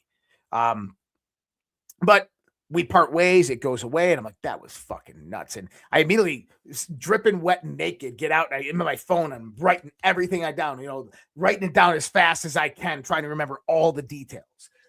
That night I was having a fire at my house, my buddy, and I told him, he goes, "Did you look it up? Did you look up the name?" I'm like, "No, I didn't even think to."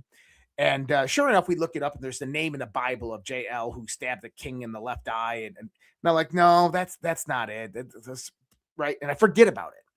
A year later, my grandma passes away, and I'm in my mom's house. My mom's a Revelations Christian, awesome woman.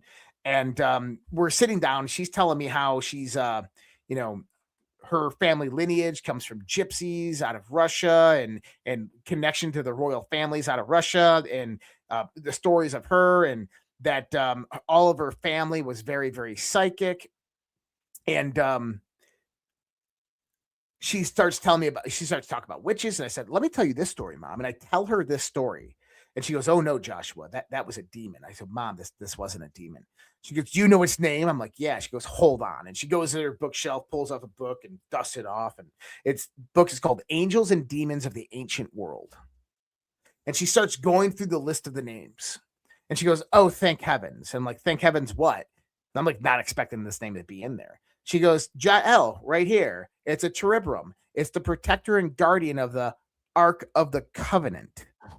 And I almost hit myself when I heard this. I was like, no way. Like, mind fucking blown, dude. And so, like, I go back to that. And even to this day, do I say, was this a hallucination of my mind? Was this something that my mind created? By the way, no information whatsoever of that book, of that name. You ask people in religious frameworks about that name, they have no idea. Was it collective consciousness? Was it something otherly realm? Was it an actual expression of consciousness, a being that came and visited me? Right? I don't know. I don't know. But the thing is I'm not going to sit here and guess, because the information is what mattered. The information was true and legitimate. That things that I was told have happened. That things that are unfolding right now are the way that it said it was going to happen. So listen, you don't have to convince me, bro, because one, I believe you. And two, and we could go on for hours and hours with the stories, but I do want to get into the sleep paralysis. And then maybe we can continue this part on another day. We're going to have to do a part 2. Yeah, we'll have to do a part 2, because I want to talk. I'm just getting started. I really want to go into the power of manifestation. And one of the reasons being, and the other people have probably experienced this, I had noticed good things that I would think something and it would happen. And I'm not talking like weeks later, months later, where it's coincidence. I'm talking in the very near future, from a matter of hours to just a few days, and it would happen. On that same note, when I had bad thoughts, whether it was a friend or a relative or a person, same thing would happen. And it happened with such consistency and such accuracy that the second now that I start getting a bad thought about somebody, I pause, and there's a little special prayer that I say to make that thought go away, because I'm afraid of making that thought reality. And so I've learned over the years to immediately just pump the brake, just because I know what has happened in the past. Now, some people in the audience can be like, "Oh, you're crazy. I don't believe it." You don't have to. It's real for me, because I've seen the real effects of it, good and bad. And I've told people, as a detective, I worked hard. I did my darndest to be one of the hardest workers. And that's why I was so successful. That's why I've had the accolades that I have. But I'm telling you, we had, the one chief that I don't like comes into the gang unit office one night. And he's like, "Oh, my gang guy's in here. That's really keeping the city safe." And I'm like, "Hey, well, I used to push back on him." I'm like, "Well, with great arrests have to come great police reports. There's not just, arrest them, book them, and there's no charges." And he's like, "If you guys," he used to talk smack to you. He's like, "You guys are afraid to go get guns." Or, he was talking trash. So I tell my two partners, I go, "Get in the car, let's go." And I tell them exactly where to go. Now, granted, you can say, "Well, you know where the gang areas are." And I would give you that. I tell them exactly where to go. And if they're watching this, because they're probably like, "Oh, our old partner's crazy," but they'll remember this story. I tell them, go to that intersection, and we're waiting for this color car, and it's gonna have 3 people in it, and we're gonna get our gun. And sure as shit, Josh, not even 10 minutes, that intersection, that color car, 3 people in it, gun in the trunk. Got on the radio because I knew the chief was still listening. And from the time that we left to now, it's less than 20, 25 minutes. And I'm just like, yeah, we'll have one in custody, with 12020 penal code for a gun.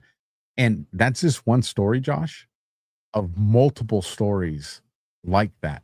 Now, granted, I will attribute some of that to knowing where to go, knowing the time frame to go to, and all that. That's knowing your job. But how in the hell did I know the color and the intersection and how many occupants would be in that vehicle?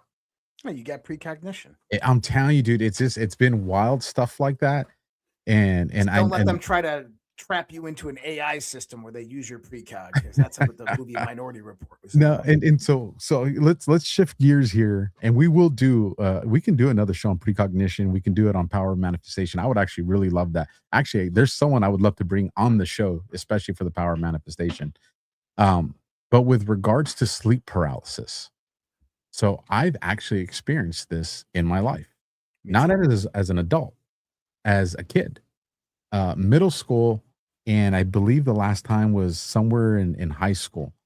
But I remember the first time. So mine's, and I have yet to find someone that's experienced it this way. But every time it happened to me, and this, trust me, you don't want it to happen this way, I was sleeping face down. And so, so I've never felt people say you feel like someone's on your chest and stuff. That I've never experienced that. Sleep paralysis for me was I woke up, but the only thing that works is my eyeballs. And when you're face down into like the pillow and your eyeballs are just working and you're a kid, that's terrifying. And I just remember like going through this experience. Now, what I did feel is I always felt like somebody was looking at me while it was happening. Like I did feel that. And it would last, just a few seconds. And then it just feels like my body woke up. And so I went and I started reading on this, and I learned the science of, you get into a certain sleep, and, your body's supposed to wake up in a certain rhythm and pattern. And sometimes your brain wakes up before your body does. And this is one of the explanations of sleep paralysis. And possibly it could be. I'm not going to say that it's not the case. But like I said, I've maybe experienced it a total of like 6-7 times in my life. And then it completely stopped. And I forgot about it. And then I get a phone call from my mom. This is probably a year or two before she had her stroke, that was 2022.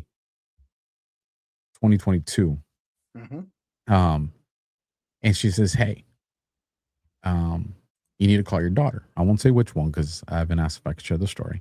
But you need to call your daughter. I'm like, okay. It's kind of weird, mom, grandma saying that. And she's like, remember when you told me this happened to you? I go, yeah. She goes, it just happened to her. And so you want to talk about your heart dropping, when your little miracle, your little blessing now experiences. Granted, they're a big kid now. And then I was thinking like, is this something that's passed on? Like, I have no idea. And so I definitely, I'll check out the chat. I'd love to know the thoughts of the people in the chat. If you're watching the replay and you want to leave something in the comments, this is a story that's very close to me because I experienced it. I want to know, what the hell is this sleep paralysis? Is it a demon that's on your chest? Is it something scientific with the brain? What do you think, bro? I think that there's variations of it. So number one is when you go to sleep, there's actually a process that happens that you forget about. And do you ever wonder why they call it falling asleep? That is interesting. Yeah, isn't it? And the reason is because when you go into hypnagogy, you're in and out of consciousness, your consciousness begins to recess and your autonomous nervous system begins to take over. In other words, your body actually paralyzes itself when you sleep so you don't injure yourself. Not only that, is it takes over all of your breathing and your bodily function, closes all your sphincters and breathes for you. So when you fall asleep, if you were conscious during that point in time, you would freak out because you have no control over your body. So what's happening is your consciousness recesses into the dream world, into sleep, into theta state, into a theta brainwave state. And that recession of that consciousness is a sensation of falling. So you actually Is it feel like you're falling downward. sometimes when you feel like you were asleep and you wake up because you're startled because you feel like you're falling off the bed or something? You kind of do that. Yeah. And not only that is, remember when you were a teenager? Did you ever have the dream when you were a teenager of falling? You wake up in the middle of the night, and you're falling down a black hole. I don't remember, man. Almost every teenager I've ever met or person I've ever met has had this when they were a teenager. And that actually happens when your body can now produce fertile sperm as a man. It happens like at the pinnacle of puberty. But so what actually happens though is when you're sleeping or when you're going to sleep is your brain causes you to forget the sensation. So you fall backwards and then your body goes into complete autonomy or goes into the autonomous state. And so sometimes your consciousness wakes up while your body's still asleep. That's sleep paralysis. Okay. So in most people that have it, they say exactly the same thing. There's a being standing over me. There was someone sitting on my chest, all of these things. Because when your body is asleep, your body in your autonomous nervous system's breathing, it feels like you're, and here's the interesting thing.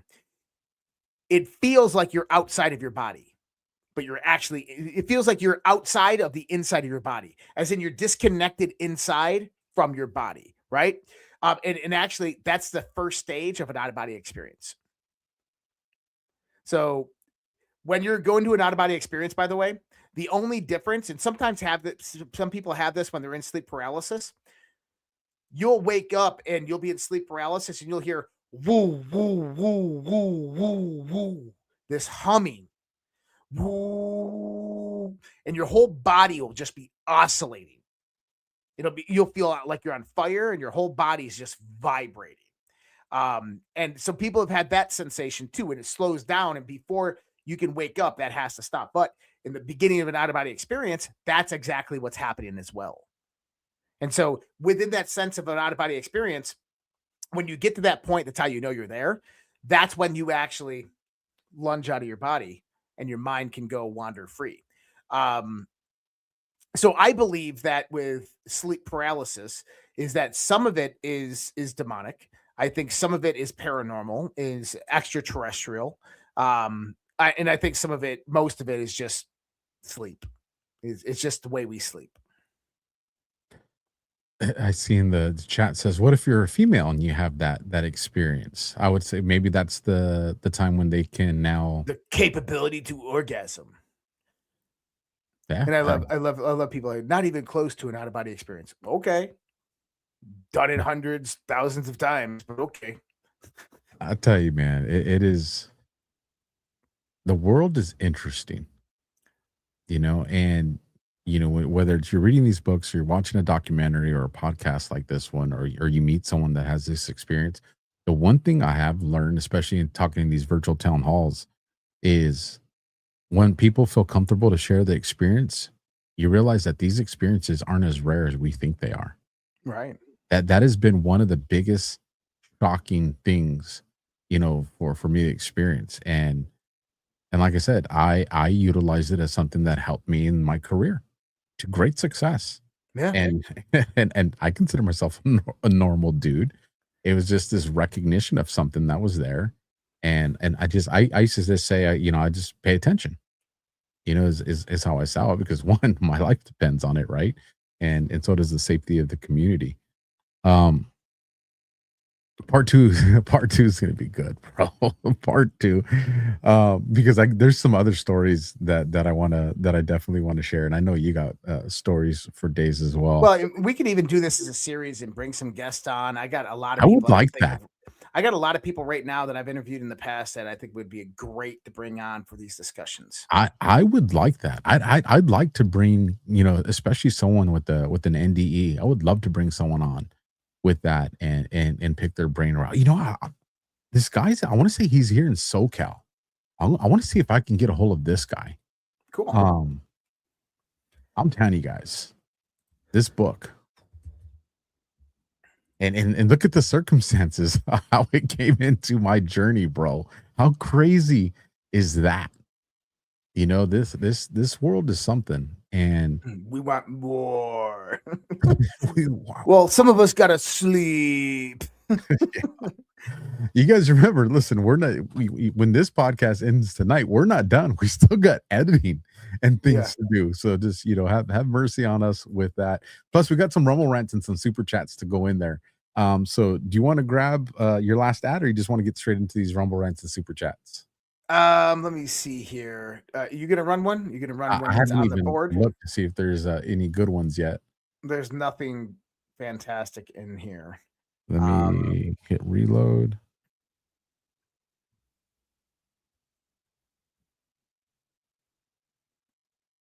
Here, I got here's a decent one. I'll do this one. No, I'll do 1775 coffee. Go for it. Is that one you're gonna read or no? No. Okay. I still haven't tried 1775 coffee. Now's your shot. The 1775 starter kit just dropped with only 1,000 units. You're getting the bold black dark roast that hits hard, the smooth medium roast, and the vitality mushroom coffee for clean energy and laser focus, no crash. All single origin, small batch, toxin free and mold free. Plus, you're also getting a gold spoon clip because freedom isn't scooped with plastic. A frother strong enough to stir up your coffee and your mother-in-law's opinions, and a black 1775 tumbler. $170 worth of coffee and gear, yours for $99. This is for the ones that have been watching 1775 blow up on Rumble, wondering if it's actually worth it. Spoiler, it is. Go to 1775coffee.com/studio and grab your starter kit before they're gone. Bold beans, clean fuel, and a morning routine that stands for something just like Rumble does. Oh yeah. And remember the disclaimer from earlier, because I'm going to be running this one. You should see this populate over my face here momentarily on Rumble. There's the QR code so you can scan it. If you don't see the QR code, it's because you need to be watching on Rumble. All right, parents, real talk for a second. America is about to hit a huge milestone. We're coming up on America's 250th birthday, 250 years of freedom, grit, sacrifice, and the greatest experiment in self-government the world has ever seen. This is the perfect moment to help your kids understand why this country matters, not just fireworks and hot dogs, but the story behind it all. There's a free guide called The Kid's Guide to America's 250th Birthday, and it's honestly a great way to introduce kids to how America began, who the founding fathers were, what they risked, and why these ideas they fought for still matter today. This guide sends kids back to the moment when brave men signed the Declaration of Independence, knowing full well that they were risking their lives for freedom. It breaks it all down in a way kids can actually understand and enjoy without watering it down or turning it into boring schoolwork. If you care about raising your kids who know where this country came from and why it's still worth preserving today, this is something you want to grab. And the best part, it's completely free with a special offer. You just need to pay $2 for shipping and postage. Just head to freeusabirthday.com. That's freeusabirthday.com and the Kids Guide to America's 250th birthday for your kids today. With that, I saw a couple of super chats that came in, so I will grab those first. I want to say welcome to Love It One, became a YouTube member. Thank you. Welcome to the family. And then a huge thank you to Ruby Hoove 9, who gifted one of the AlphaWarrior Show memberships over there on YouTube. Thank you for that. And then to Terry Oliver 7901, $2 super chat. Would love to hear your take on Kabbalah. I'm not very knowledgeable on that. I've started to hear about it. I know a lot of it got mentioned because of also one of the spiritual teachers that was tied into Trump. So I don't really know a whole lot about to say anything about Kabbalah. What would be your 15-second thoughts on that? I just did this past weekend called Modern Occultism, demystifying the occult and what it's all really about. That's on my website, redpills.tv. You can get the replay and go ahead and purchase that workshop if people want to. I have a lot to say about Kabbalah, about Hermeticism, and all of these topics. It's a show that we'll do another day. So you're going to have to just subscribe, like, and wait. There's some great ones coming, folks, especially because me and Josh did not forget. We want to go on site for some of these shows coming up in the future. And that's going to probably become a reality a lot sooner than we think. You got any YouTube ones you want to read? If not, we'll jump into the... I didn't see any come in from YouTube. But I do have a few Rumble rants. All right, fire off. I'll go after you.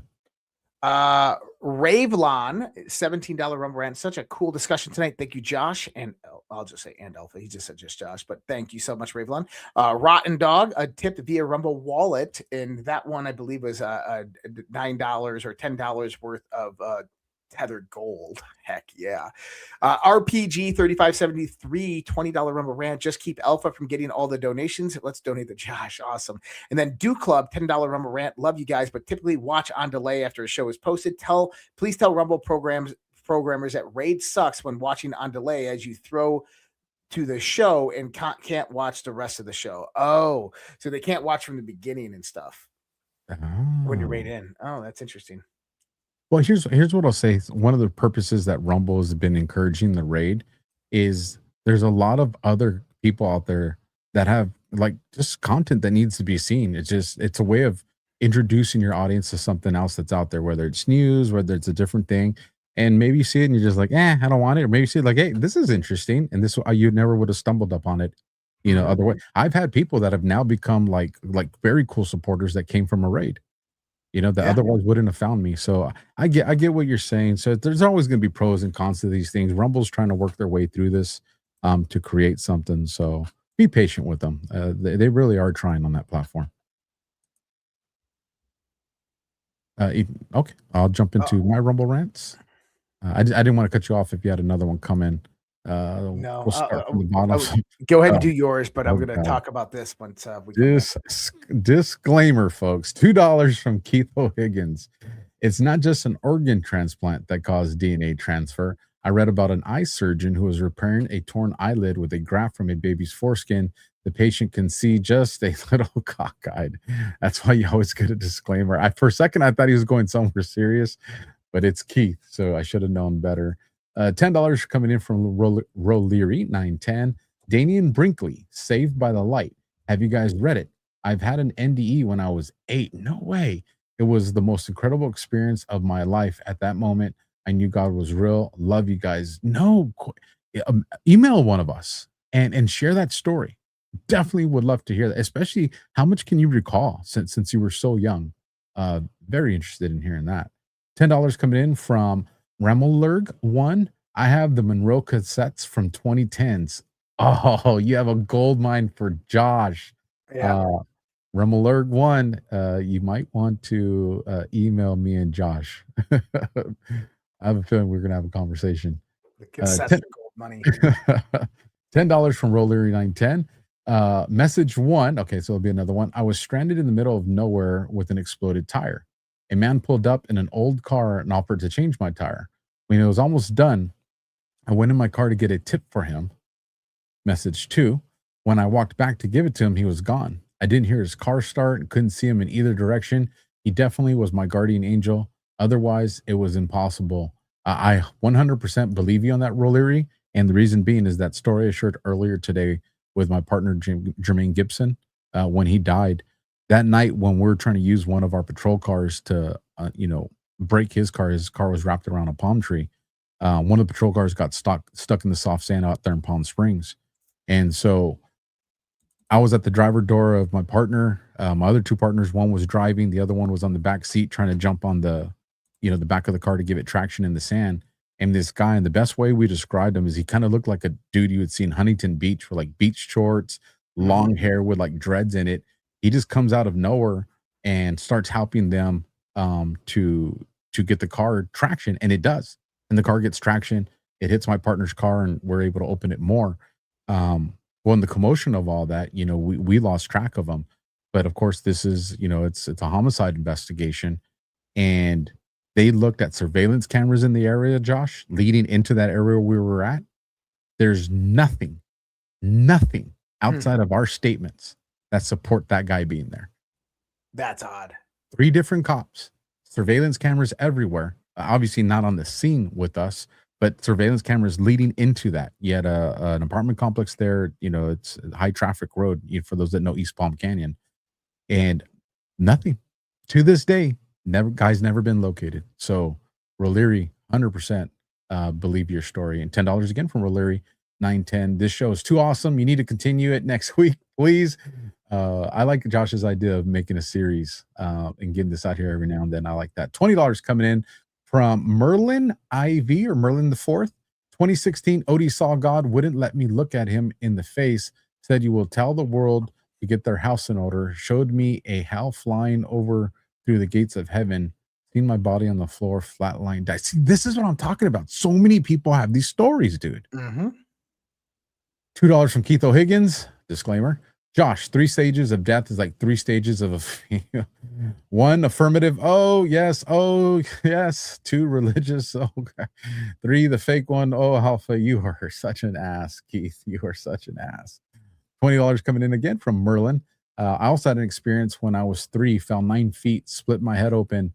At the hospital, I left my body. A woman was there, an angel or family comforting me as we watched them work on my head, stitching me, OBE, and stories. I got an angel story too.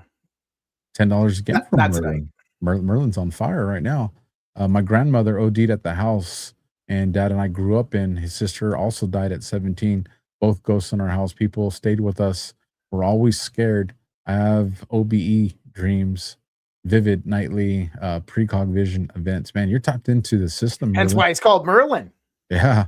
Definitely tapped into the system. And again, $10 for the last one, Rollering 910. Yeah, Bring on Nino's friends with Danian. Oh, right on. Bring on Damian Brinkley. David Nino Rodriguez is good friends with him. He can hook you up. Also, Damian knew David Wilcock very, very, very well. It would be a great show. Agreed. Give a shout out to Cam Kuski out there in the Rumble chat. Brother, what's up? You should have jumped in, man. He took a course for psychology in college on dreams. He would have been like an expert to come in and talk about this.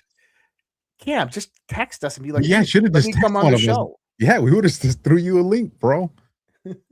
But now the show is over, Cam. But before we go, we have something to share tonight.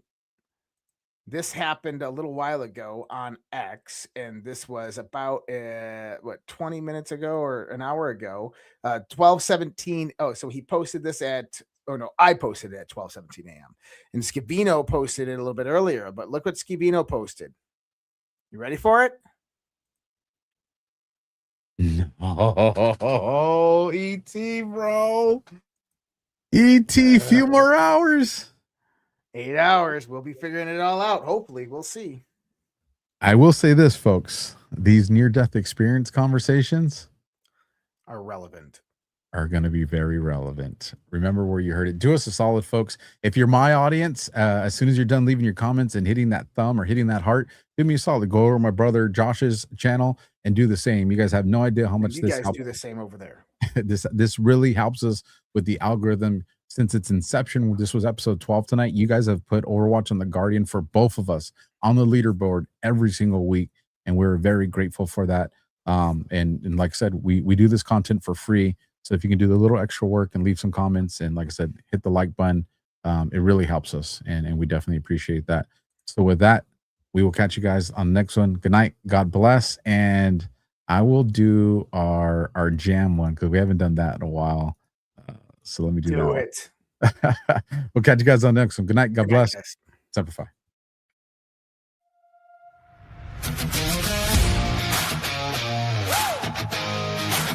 When the lies go global, legends go live.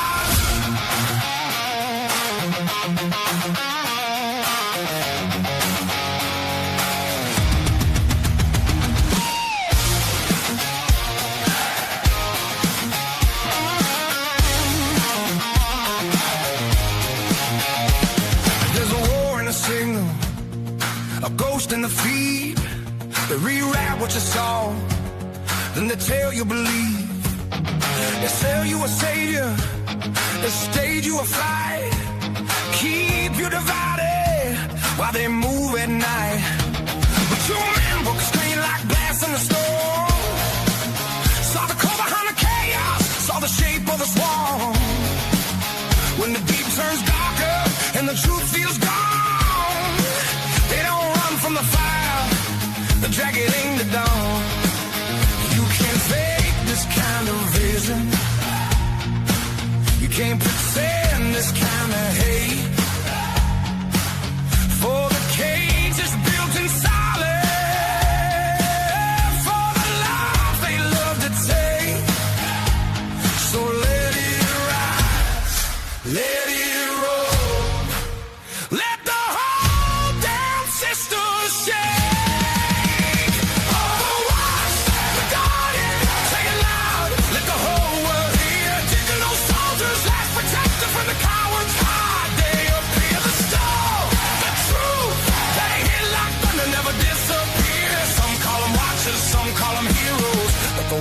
gon' know their name right here.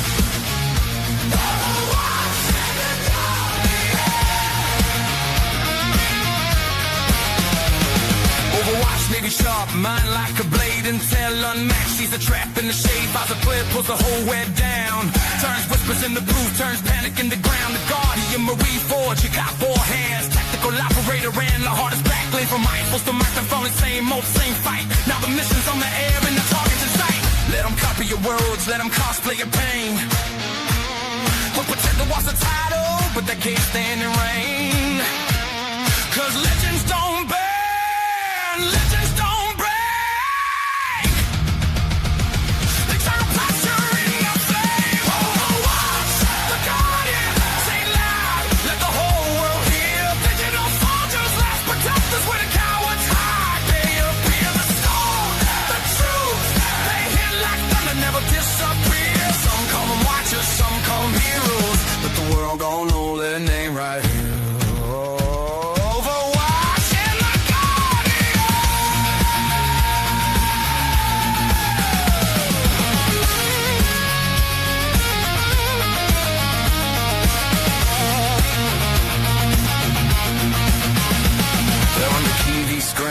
She phone screens, and in the shadows where the real war breathe. They don't chase clout, bitch is the network. They don't play nice, they break the script. Star from the flag, glory in the fight. Stripes in the blood, humble in the price. Matrix shattered, veil torn through. When the watchers move, the darkness moves too.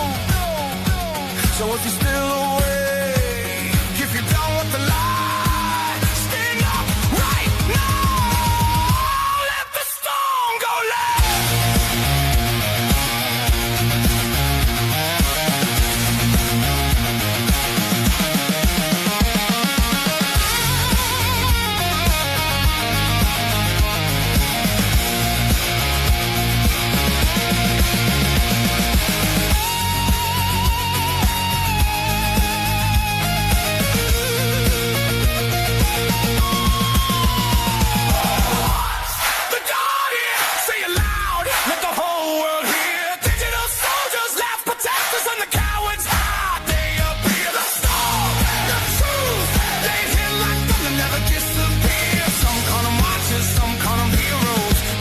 Gonna know their name right here.